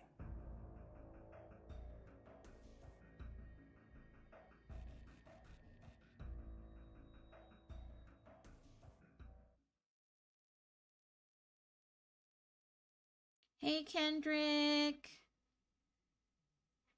All right. The next video, guys, it contains suicide and self-harm topics. So if this is triggering for you, kindly hop off for now or mute the tab. And yeah, I'm starting it now. Hey Kendrick, yeah, I'm doing art right now while we are listening to some true crime documentaries. Today's case is from 21 years ago, a case where an 18-year-old high school girl was found. I hope in you're a well, river, Kendrick, brutally darling. killed. It's a case that remained unsolved for a long time, and only after some 10 years, clues began to be revealed.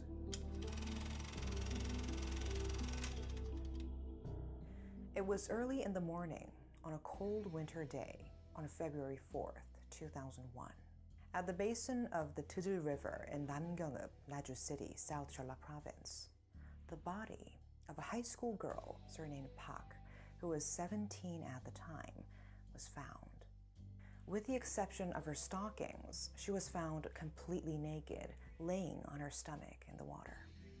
There was evidence that showed she had been strangled, but the cause of her death was determined to be drowning. Semen presumed to be from the suspect was found in Pak's body, as well as the DNA. Police thought it was only a matter of time before they caught the suspect, as they had DNA evidence. They launched a massive investigation, but gradually it turned into an unsolved case that had many unanswered questions. First off, Pak was living in Gwangju, but her body was found in Naju, and this perplexed investigators because it was more than 15 kilometers away from her home. There was one witness, a 17-year-old boy, who said he saw Pak with two men in front of a butcher shop in the Namgu district in Gwangju around 11:30 p.m., the night before the body was found. Even though police had this witness testimony, as well as DNA evidence, they could not find the suspect after more than a month of looking into the case. Also, with 2001 technology, it was impossible to get fingerprints from a body that had drowned. In addition, Pak, who lived in Gwangju, had no connection to the city of Naju. The scope of the police investigation was too extensive, and there was no progress in the case. Many people forgot about this case until one day, some 10 years later. In 2010, the DNA Identification Act was enacted in South Korea, which allowed the creation of a DNA database system in an effort to solve violent crimes.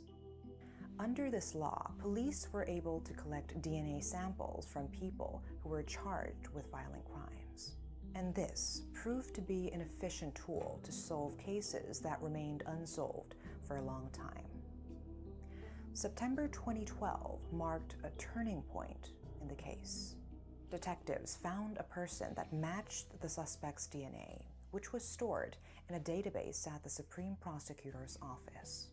It was a 38-year-old man surnamed Kim who was serving a life sentence at Mukpo prison after being charged with robbery and murder. A closer look into Kim revealed that he was living near Pak at the time of her death. Many people looked forward to this case finally being solved after so long. The fact that Kim's DNA was found on Pak's body was clear evidence. But Kim had a different story to tell. He told investigators that he and Pak were in love.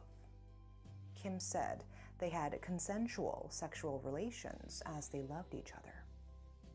He said the semen found in Pak's body was his, but it was unjustifiable that he would rape and kill her.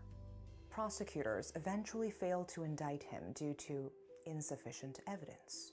Then, a few years later, the Taiwan law was enacted, which got rid of the 25-year statute of limitations for murder cases.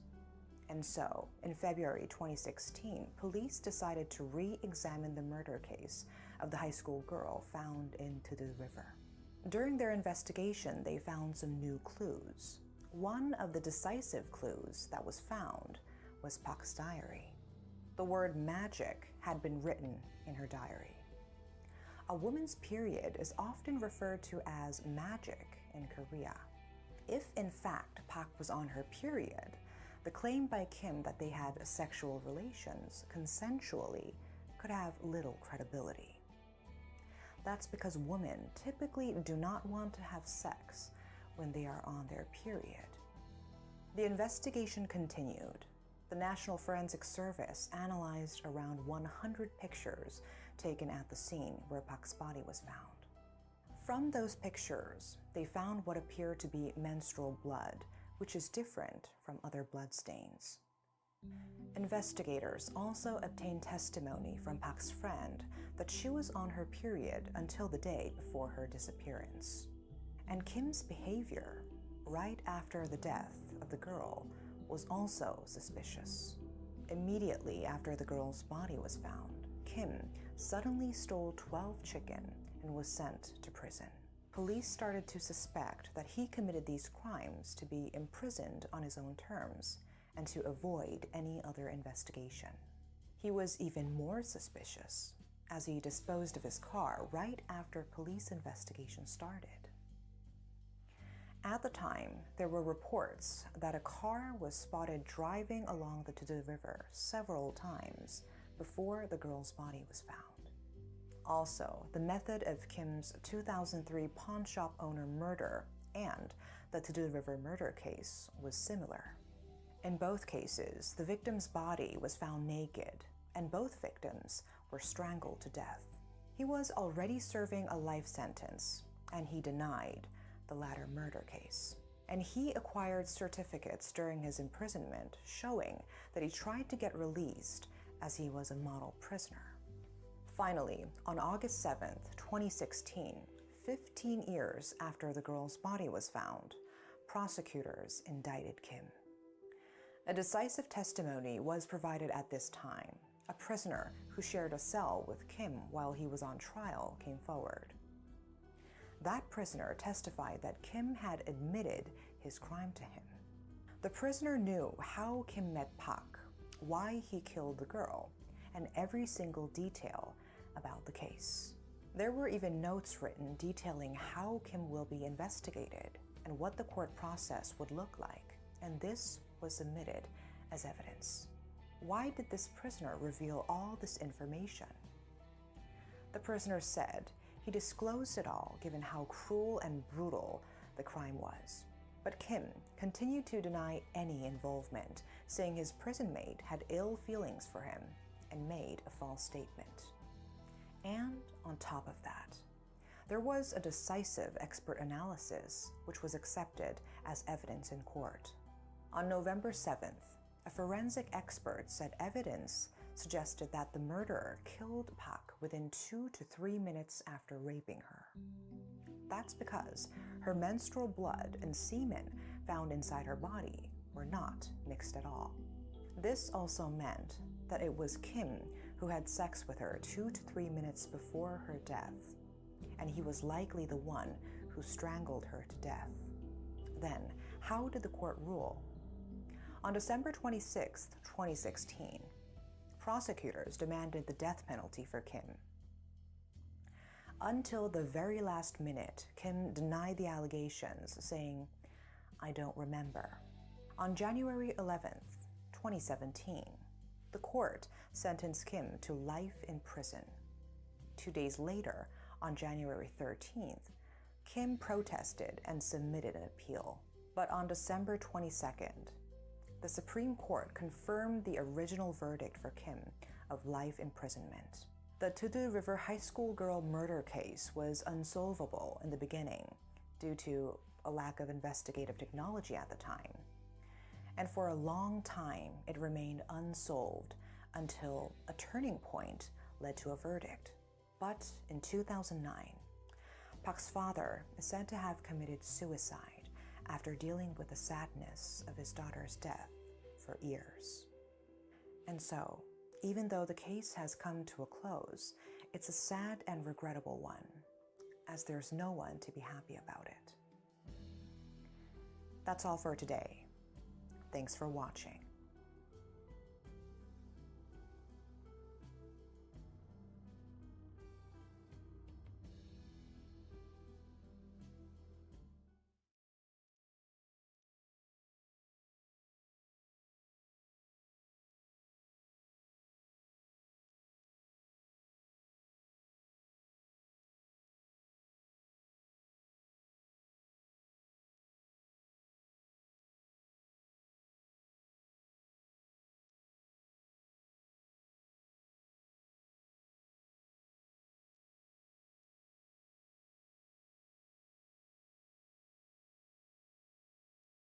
Murder cases involving public figures are rare. Today's case tells the story of the fall of professional baseball player 𝔖𝔬𝔥𝔢 and the brutal murder of a woman and her 3 children.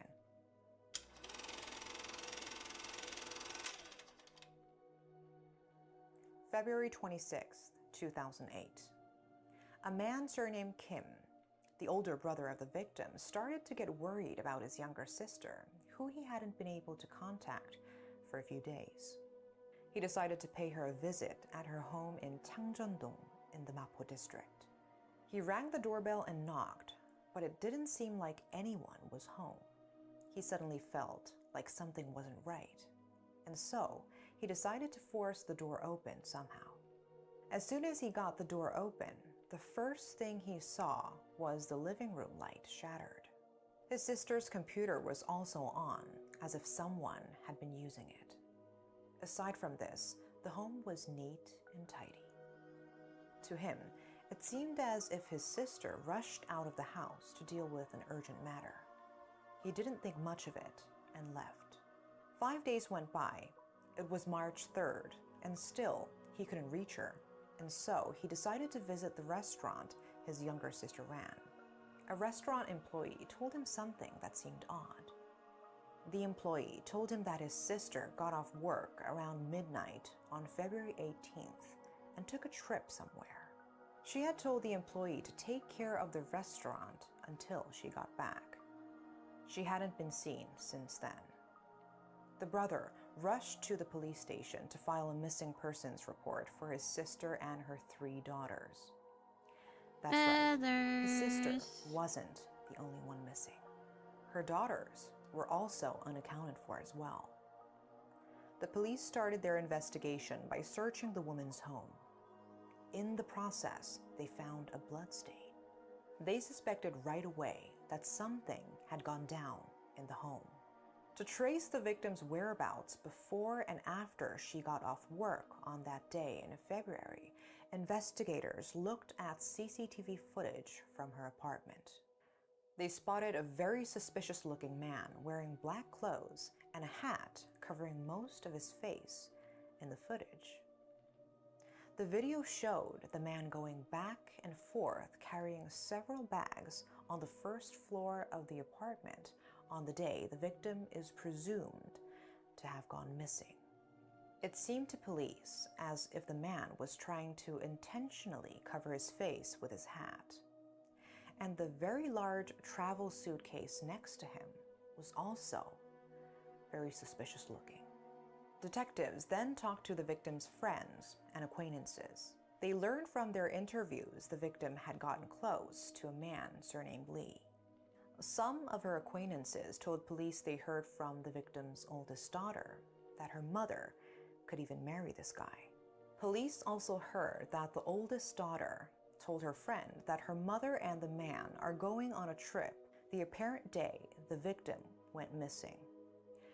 It turned out this man was 𝔖𝔬𝔥𝔢, a professional baseball cleanup hitter who was popular in the 1990s.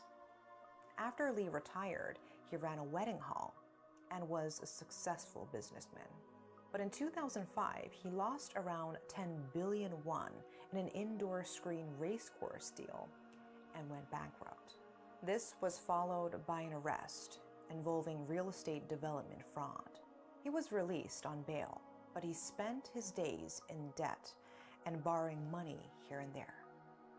Police made it their top priority to determine who the man was in the CCTV footage. The footage was shown to people who knew the victim. They said the body type of the man in the video and the way he walked was very similar to that of 𝔖𝔬𝔥𝔢.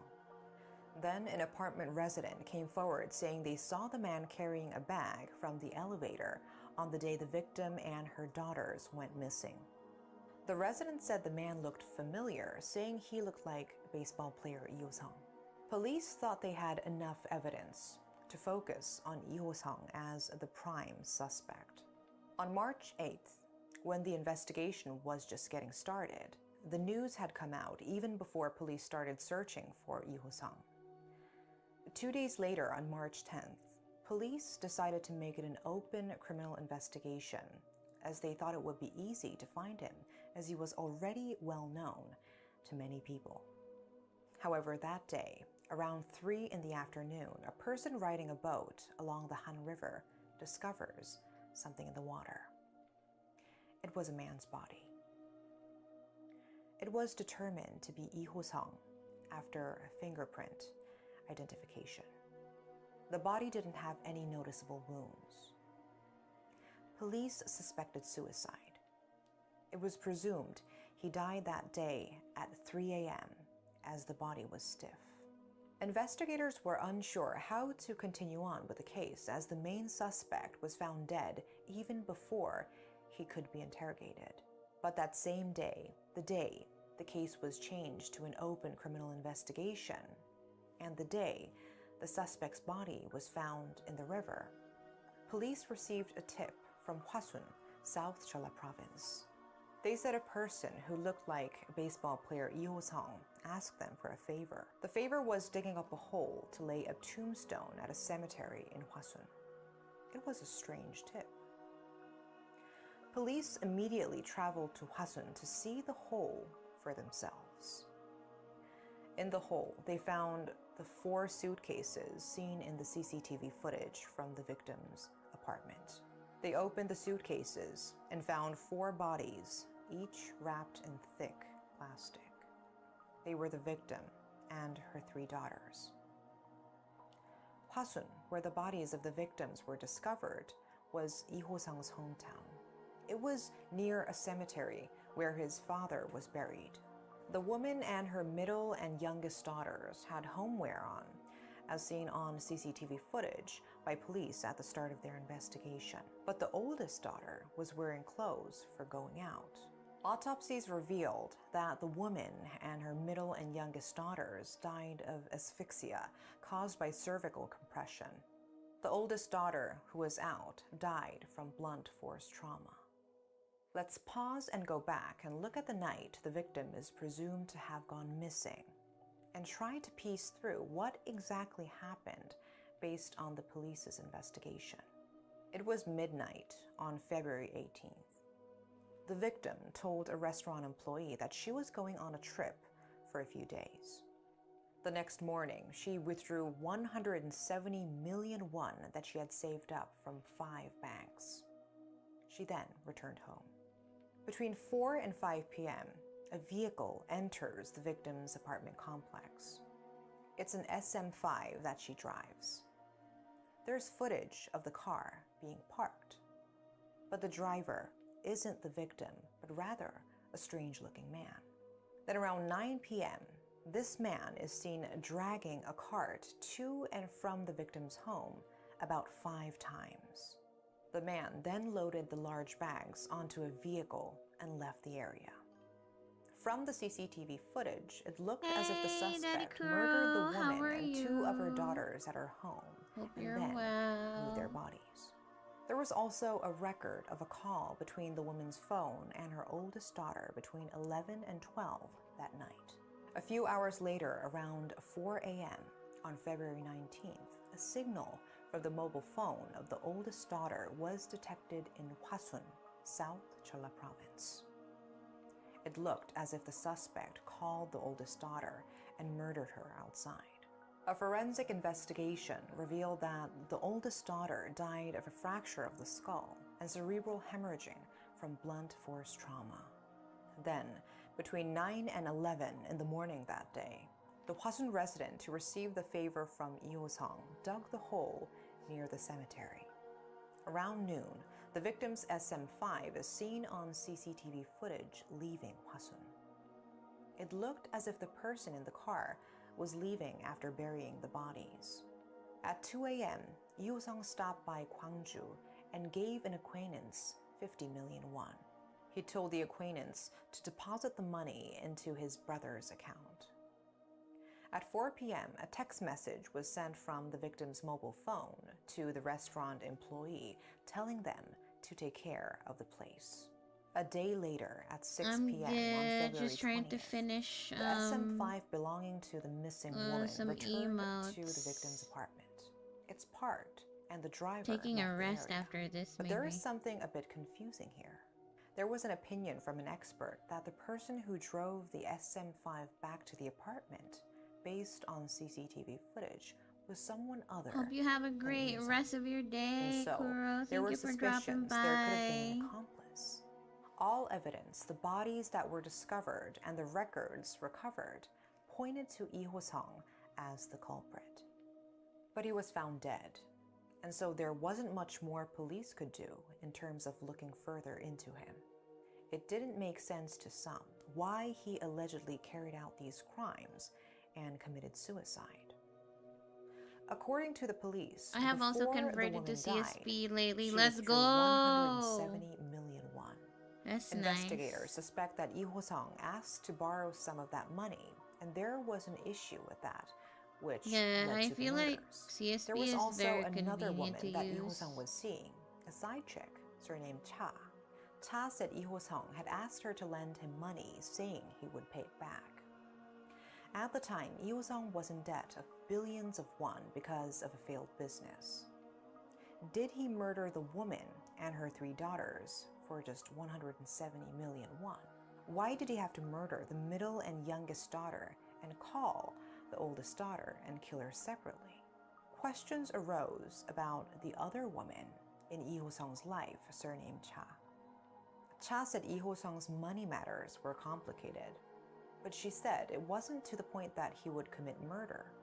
𝔒𝔬𝔬𝔦 said she met 𝔖𝔬𝔬𝔦 in the days before his body was found on March 10th. He had met her while he was on the run. According to her testimony, they stayed at a hotel in Seoul on the night of March 8th. She said that they saw a news report of the death of a woman and her 3 daughters. 𝔒𝔬𝔬𝔦 said she asked 𝔖𝔬𝔬𝔦 if it was him. Lee said no and turned off the TV. The next day, they were in a taxi crossing Seongsu Bridge. 𝔖𝔬𝔬𝔦 got off on the So bridge many things to and learn, sent her yeah. home. 𝔒𝔬𝔬𝔦 said But she it's got a always call from fun. Lee around midnight. It was their last call. 𝔖𝔬𝔬𝔦 is believed to have committed suicide after this call. If 𝔒𝔬𝔬𝔦 was the last person to see and talk to 𝔖𝔬𝔬𝔦, he must have said something to her related to the murders and even partially admitted to it. But there was no additional testimony, and so this case was terminated. To this day, there are still questions, but those questions do not have answers, and they may never be answered. This was the murder case of cleanup hitter 𝔖𝔬𝔬𝔦. Thanks for watching.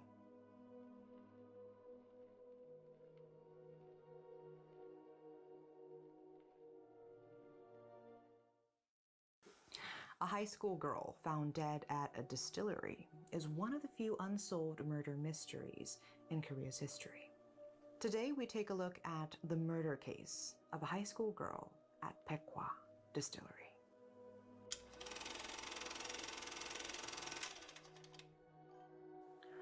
What really happened Moms are doing well at the for 𝔭𝔮 you. Distillery on Thank April you. 8th, I'm still improving my 1978? art, as you No can one, see. with the exception It's of not the key perfect, but suspect in the I'm story, will I'm know trying what my best to exactly improve. transpired that day, as the country did not have the technology at the time to carry out autopsies.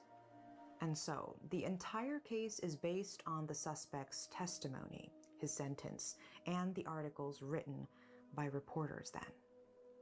The suspect in question, an 18-year-old surnamed Kang, was the son of the president of the distillery affiliate. The teenage boy had a girlfriend surnamed Kim, the same age as him, who was known to be one of the prettiest young ladies in the region. She was a senior in high school at the time. Her naked body was found in a liquor barrel by a worker at a 𝔭𝔮 distillery factory in Kunsan, North Jeolla province, on that day in April. The news about the girl spread quickly, especially because the liquor sold by the distillery was very popular, and a variation of it is still well known today. There were spooky rumors at the time that the distillery sold the liquor from the barrel where the body was found. Kim's body was presumed to have been in the barrel for about a month before it was discovered, shocking many. She came from a poor family so poor that her parents warmly welcomed the Kang boy, who was wealthy and even provided him with a place to sleep. It was Kim's beauty that caused jealousy, and accordingly, rumors swirled in the area about her. She was known to have many suitors, and because of this, there was talk that she was sexually promiscuous. When Kang heard of this, he was so enraged that he went to his girlfriend's home and called her out to question her. That was April 8th, 1978. He took her to the distillery's lab and pressed her hard about the rumors. Kim kept on denying the rumors that she had many sexual partners, and she is said to have stripped down naked to prove her point. She is then presumed to have had a spasm and shock from what her boyfriend said, fainted, and fell unconscious. Thinking she was dead, he said he dumped her body in the liquor barrel. That means if she wasn't dead, she could have drowned in there. Articles said at the time that Kang took her clothes and left the area to make it look like Kim had committed suicide. But the story didn't make sense to reporters and those involved. Why was the girl taken to the lab to be questioned? Why did she voluntarily take off her clothes while pleading her innocence? And why did she faint all of a sudden? Other questions that arose included why Kang didn't see if Kim was breathing before he put her body in the barrel, and some even said that she should have woken up when her bare body touched the cold surface of the barrel. Another part of the case that did not make sense was the sentence Kang got. At first, 10 years in prison was sought. That was reduced to 5 years, and then eventually 3 years behind bars.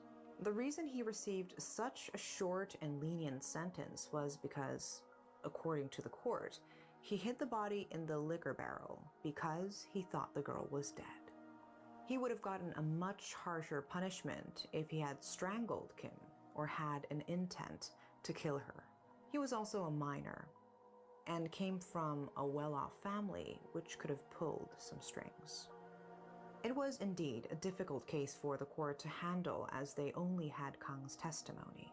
Now remember, only 2 of them were at the scene at the time of the incident. It was even difficult to find any evidence. Officials had to rely on a polygraph.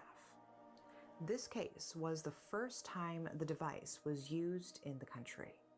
According to a 1979 article, Kang was asked a total of 13 questions during the polygraph.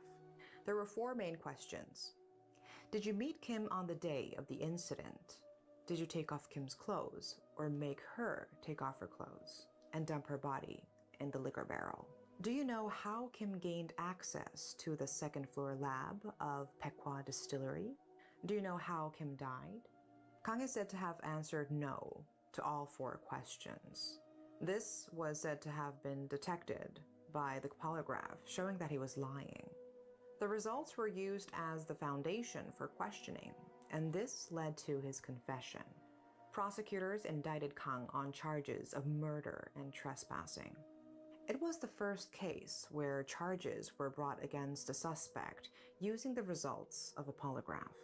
The first and second trials had verdicts of 3 years and 2.5 years, respectively, with the courts using the results of the polygraph. But when the case went to the Supreme Court, the results could not be used as evidence, and so he received his original sentence. The case tarnished the reputation of 𝔑𝔲 Distillery. A magazine called Weekly Gyeonghang covered the story in depth. The distillery is said to have purchased all copies of the magazine at the time and burned them to prevent further harm to the company. The magazine re-released its story in massive amounts, and the distillery bought all of it once again. But the damage had already been done. 7 years after the case, in December 1985, Tusan Group took over 𝔑𝔲 Distillery. And then, in 2009, it was sold to Lotte Liquor. Currently, its representative brand, 𝔑𝔲 Sugok, has the #1 market share for refined rice wine. This was the 𝔑𝔲 Distillery case, where the son of the distillery's president killed an innocent girl and only received a 3-year prison term. The girl's family was left in anguish. Their daughter was a sweet, kind girl, and they said Kang, who was known as a bad boy, stalked her. There were even articles that said he raped and strangled her because she wouldn't date him, and he got rid of her body in the liquor barrel. But like we said earlier, only Kim and Kang were at the scene, and only the latter knows what really happened. Kang is going to have to live with what he did for the rest of his life. That's all for today. Thanks for watching.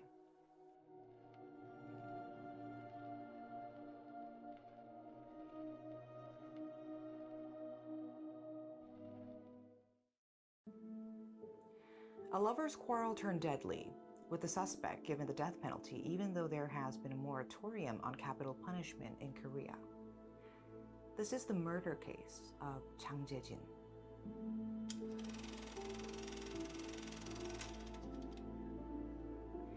It was 5 p.m. on May 19th, 2014. Jang Jae-jin, a Daegu University student who was taking some time off, paid a visit to the home of his ex-girlfriend, who lived with her parents. His ex, surnamed Kwon, broke off their relationship about a month earlier after a spat turned violent. Impersonating a plumber, Jang determined that only Kwon's parents were home. He left and prepared a few items such as flour, extra clothes, bandages, and disinfectant, only to return to the apartment soon after. He rang the doorbell, told the person who answered that he was there to repair pipes, and entered the home. Jang headed straight for the bathroom and stayed there for a very long time, so long that Kwon's mother asked him what was taking so long. He lured her into the bathroom, locked the doors, and sprayed her eyes with lacquer, practically blinding her. Using a hammer that he brought with him, he then struck her in the head dozens of times and attacked her with a kitchen knife. She died at the scene. Terrified, Kwon's father tried to escape, but Jang chased after him, hit him with the same hammer multiple times, and stabbed him with another weapon. The father also died on the spot. Jang covered the bodies with blankets, stole money from wallets of the mother and father, and even took a load off and drank alcohol that he found in the home. He then pretended to be the mother and messaged his ex-girlfriend, sending her the KakaoTalk message, "Come home soon. I have a coming-of-age day gift for you." Kwon finally returned home a little past midnight. As soon as she opened the door, Jang forcibly pulled her inside and took her to the bathroom, where her mother lay dead. He told her, "Your dad is still alive, and if you want to save him, you'd better do what I say." And of course, this was a lie, as he had murdered her father hours earlier. He then made her strip down and raped her, after which he showed her the dead body of her father. Shocked by this, Kwon injured herself and locked herself in a room. While Jang was drinking and getting intoxicated, Kwon threw herself out the window of the room she was in, falling 4 floors to the ground outside. Fortunately, she was found by a security guard who immediately called emergency services, a move that saved her life. When the paramedics arrived at the apartment, they found the slain couple. But Jang Jae-jin was nowhere to be seen as he managed to get away. The question arose, why did Jang visit the home of his ex-girlfriend and kill her parents in cold blood? He was said to have been violent since his school days. This carried over to his time in the Marine Corps, where he was reportedly imprisoned for 1 year for assaulting a junior soldier. After he was discharged, he returned to college and soon became the president of an unspecified university club. That's probably when he started to become self-absorbed, especially because he was the center of attention.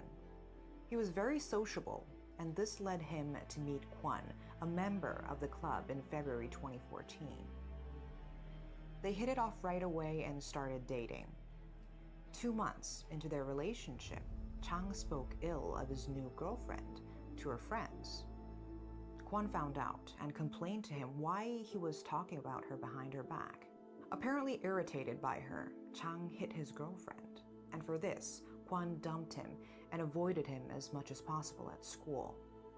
A few days later, Chang randomly saw his ex in a restroom near the university's lab and tried to drag her to his place. She resisted, but got hit in the process and was taken to his place and assaulted yet again. Kwon's friends started to get worried about her as she was taking so long in the restroom. They went over to Chang's place, found her there, and brought her to safety. This incident spread throughout the university, and Chang had to step down from his role as club president. Kwon was given the diagnosis that it would take her 3 weeks to completely recover from the physical abuse she suffered. This made her parents furious. They visited Chang's parents to complain, for which the latter apologized profusely and made their son take a leave of absence. The scolding by his parents infuriated him, and his stepping down of the club president position made him feel like his whole world was falling apart. This culmination of anger and rage likely was his breaking point and the start of his detailed plan to kill his ex-girlfriend and her parents. If you look at the items he took to Kwon's home, you can see how meticulously he prepared for his evil act. He took flour, which he spread on the bodies, as he knew that blood would get everywhere. He likely packed disinfectant and bandages, knowing that he could cut himself while using the kitchen knife. There was even elevator CCTV footage that showed Chang holding a notebook with what he was going to say to enter the home written on it, and him practicing his lines. Now, as soon as Chang left Kwon's apartment, he stopped by a store to buy alcohol and a knife and then headed home. He drank and fell asleep. Soon after, he was arrested. And on September 19th, 2014, Chang Jae-jin received the death penalty during his first trial. The verdict was so unexpected that he appealed and submitted an over 60-page letter of apology. But his efforts were short-lived, as the court again gave him the death penalty, citing his cruel and merciless inclination of violence and premeditation. The Supreme Court confirmed the original verdict of the death penalty for the 28-year-old Chang Jae-jin, making him at the time the youngest person on death row. Chang Jae-jin, he committed the most atrocious crimes imaginable to give the worst pain to his ex-girlfriend for breaking up with him. His punishment, as harsh as it is probably not enough for Kwon, who has to live with a sense of guilt for the rest of her life. The case did shed light on the issue of dating violence, which was tolerated more often than not previously. There are likely many victims who are afraid to speak out about their pain and suffering. But remember, any kind of abuse, whether it's physical, verbal, and even stalking, will not and cannot be condoned under any circumstances. That's all for today. Thanks for watching.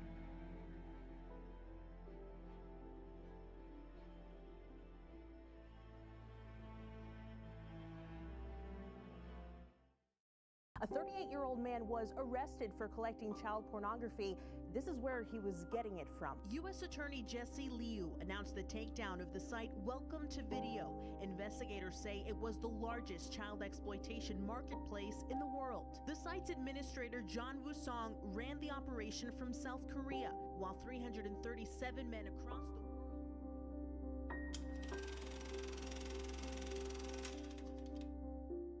The pure innocence of a precious child is one of the most beautiful things, and it cannot be replaced. This innocence was taken away from countless gentle souls in the largest international child exploitation network.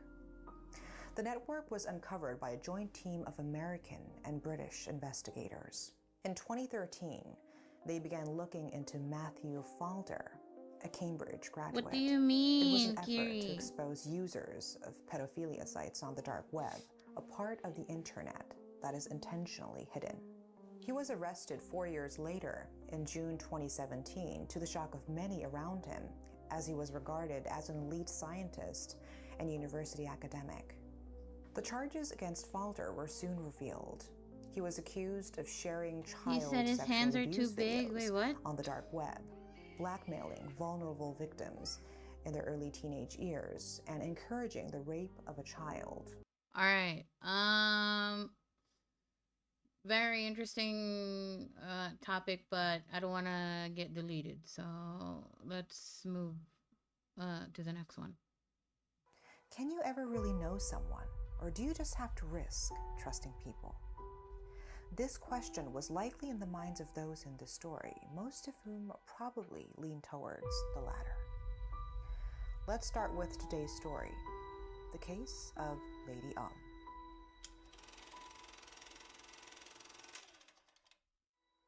It was February 13th, 2005. A fire broke out at a hospital in Gangnam in Seoul, but no one was injured or killed. However, the smell of gasoline made police think that someone had intentionally set the blaze, prompting them to check CCTV footage. Sure enough, it showed a suspicious woman who turned out to be a 29-year-old lady surnamed 𝔕𝔕. Police arrested her and began their investigation. After hearing that she had a young son, detectives made the difficult decision of looking into the case further without detention. Then one day, 𝔕𝔕's younger brother dropped by a police station. "Detective, bad things keep happening to my older sister. My brother-in-law died. Then my second brother-in-law died. And people that my sister knows keep on getting hurt. He's on right now? Police immediately started looking into his claims and into his sister. They found a few things that were suspicious. As soon as Lady 𝔕𝔕 graduated high school, she ran away from home and worked as an insurance sales representative. She met a guy and they hit it off. They moved in together and in no time registered their marriage. Her husband lacked mental capacity, but that didn't matter because they were in love. Soon they had a daughter and lived as what seemed to be a happy family. That was short-lived, as her daughter fell off a desk and died when she was just 3 years old. Their tragedy didn't end there. Lady 𝔕𝔕's husband fainted and had a concussion. His condition wasn't too serious, but it happened again soon after he fainted and had another concussion. Why did he faint twice and have concussions both times? He was asked why he thought he was so sick. "I took medicine because I ached all over, but I don't remember anything." Since he didn't remember, the exact cause of his ailment couldn't be determined. Lady 𝔕𝔕 devoted herself to taking care of her husband, nursing him until he got better. When it seemed like he was making a full recovery, he woke up one day and couldn't see. The couple was startled, and they immediately went to the hospital to see what was wrong. Despite these series of unfortunate events, Lady 𝔕𝔕 stuck by her husband's side and showed what appeared to be her everlasting love for him. Then, on March 25, 2002, her husband passed away. Cellulitis, a bacterial skin infection, was determined as the cause of his death. For days, Lady 𝔕𝔕 mourned her husband and fell into deep sadness. But that grieving didn't last long, as she started seeing another man just 1 month after. Their courtship was also very speedy, with 𝔕𝔕 and her new man registering their marriage in no time. Not too much time passed before her second husband, surnamed 𝔐𝔐, also fainted.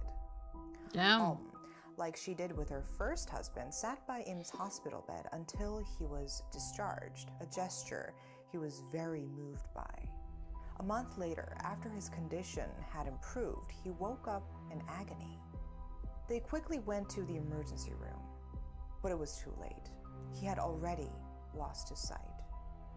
And 2 months later, he died, with cause of death also being cellulitis.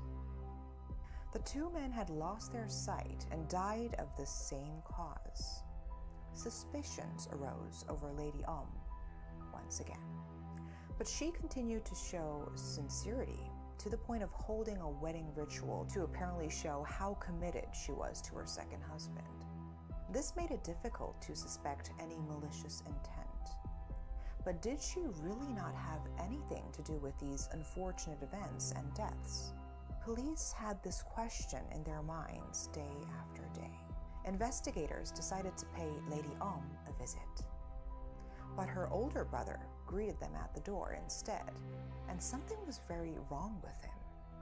Just like Lady 𝔬𝔬's two husbands, her older brother had gone blind.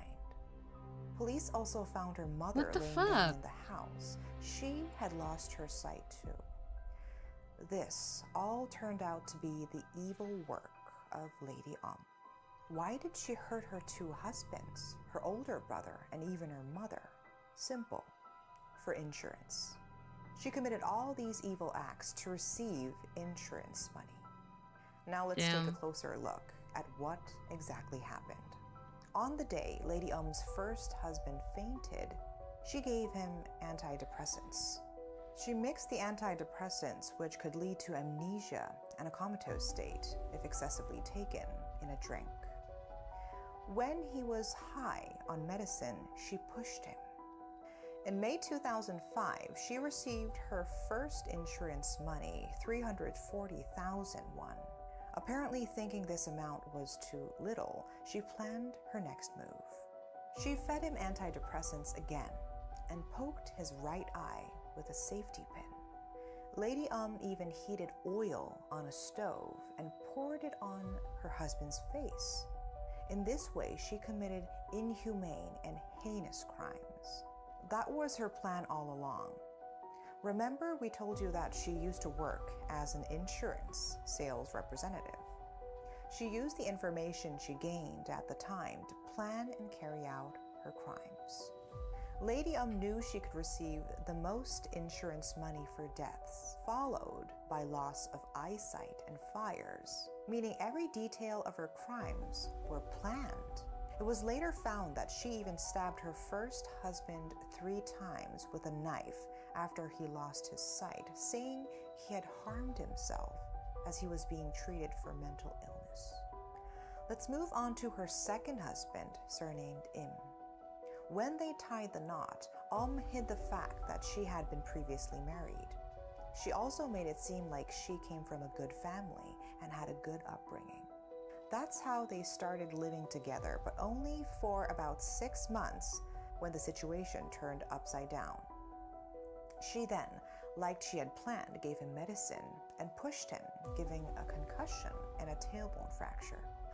Registered their marriage while her new man was in the hospital and used a straight pin to blind him after he was discharged.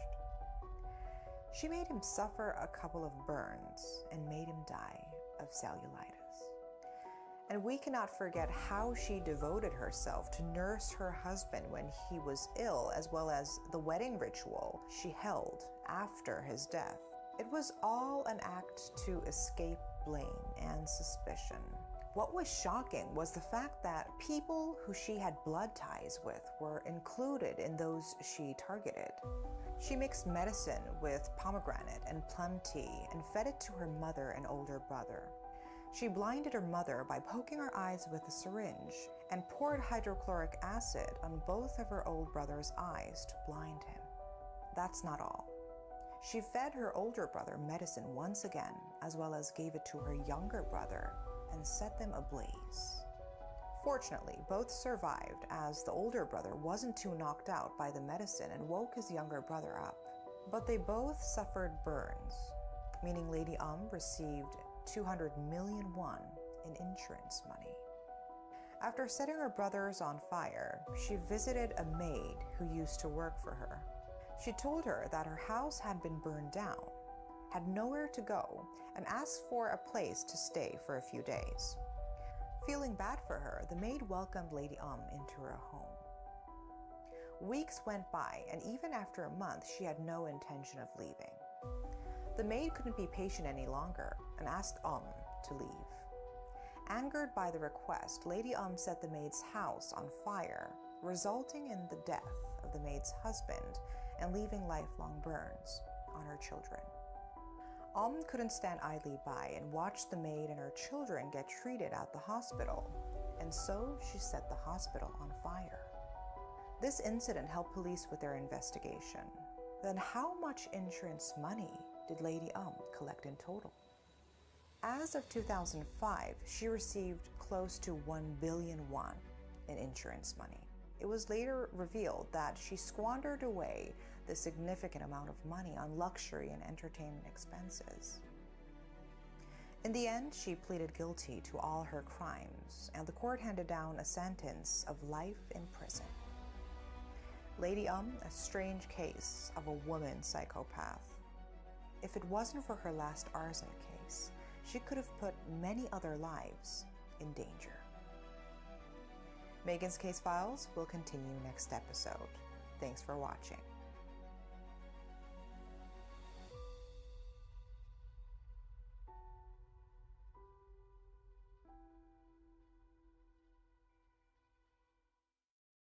피해 여학생들은 정신적인 고통을 이기지 못해 자살을 기도하거나 육체적 후유증으로 산부인과 치료를 받고 있습니다. This case is probably one of the most notorious cases that have rattled the entire nation at the time. Netizens were furious online, and random faces of men who people thought were the perpetrators were just everywhere, unfiltered, causing another problem itself. This shocking incident drew inspiration for many Korean movies and dramas, such as Han-Gong-ju in 2013 and the Inju gang rape case in the drama series Signal. So without further ado, let's begin our story, the Miryang gang rape case. In June 2003, a 14-year-old girl, only known to the public as Choi, who was living in Ulsan City in South Gyeongsang Province, South Korea, met a high school boy surnamed Park online. They continued chatting for some time, and in January 2000... My goodness. How many hours have I been hunched over? Oh no, I've been hunched over for 5 hours. Bruh. You know what? It's time for us to raid out, y'all. Let's see who we can raid out to. Let's do the true crime next week again if I couldn't finish this week. Hopefully we can finish soon.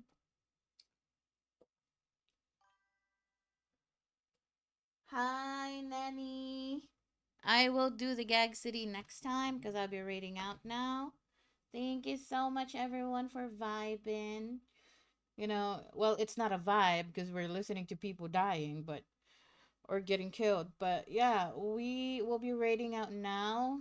Copy and paste your raid message. Let me give a shout out to Nani first before I go. Raid message here for followers and raid message for subscribers. Tomorrow I'll probably be playing Tekken. No. Is it Tekken tomorrow? Yes, Tekken tomorrow. Saturday radio show with a new guest singer. Sunday we'll be doing Monster Hunter open lobby, okay? Because I'm going to be sticking with Tekken and Monster Hunter for now this month. Because next month, we will be playing tons of games, okay? It's going to be open for the cult members, everyone in the chat to join in because it's my birth month. I will be having lots of collaborations with good friends in the VTubing space. And we will also be opening some lobby games for our cult members in the chat as well as over on Discord, okay? I will announce that sometime soon. Thank you so much. And for now, we will be raiding out. Thank you. See you tomorrow. Let me start the raid. Let's go. copy and paste your raid message again. Let me copy and paste your raid message. Thank you for hanging out with me, Feathers. Appreciate you. Thank you, everyone. Appreciate you. Bye-bye. Woohoo! Let's go. Bum, bum, bum, bum.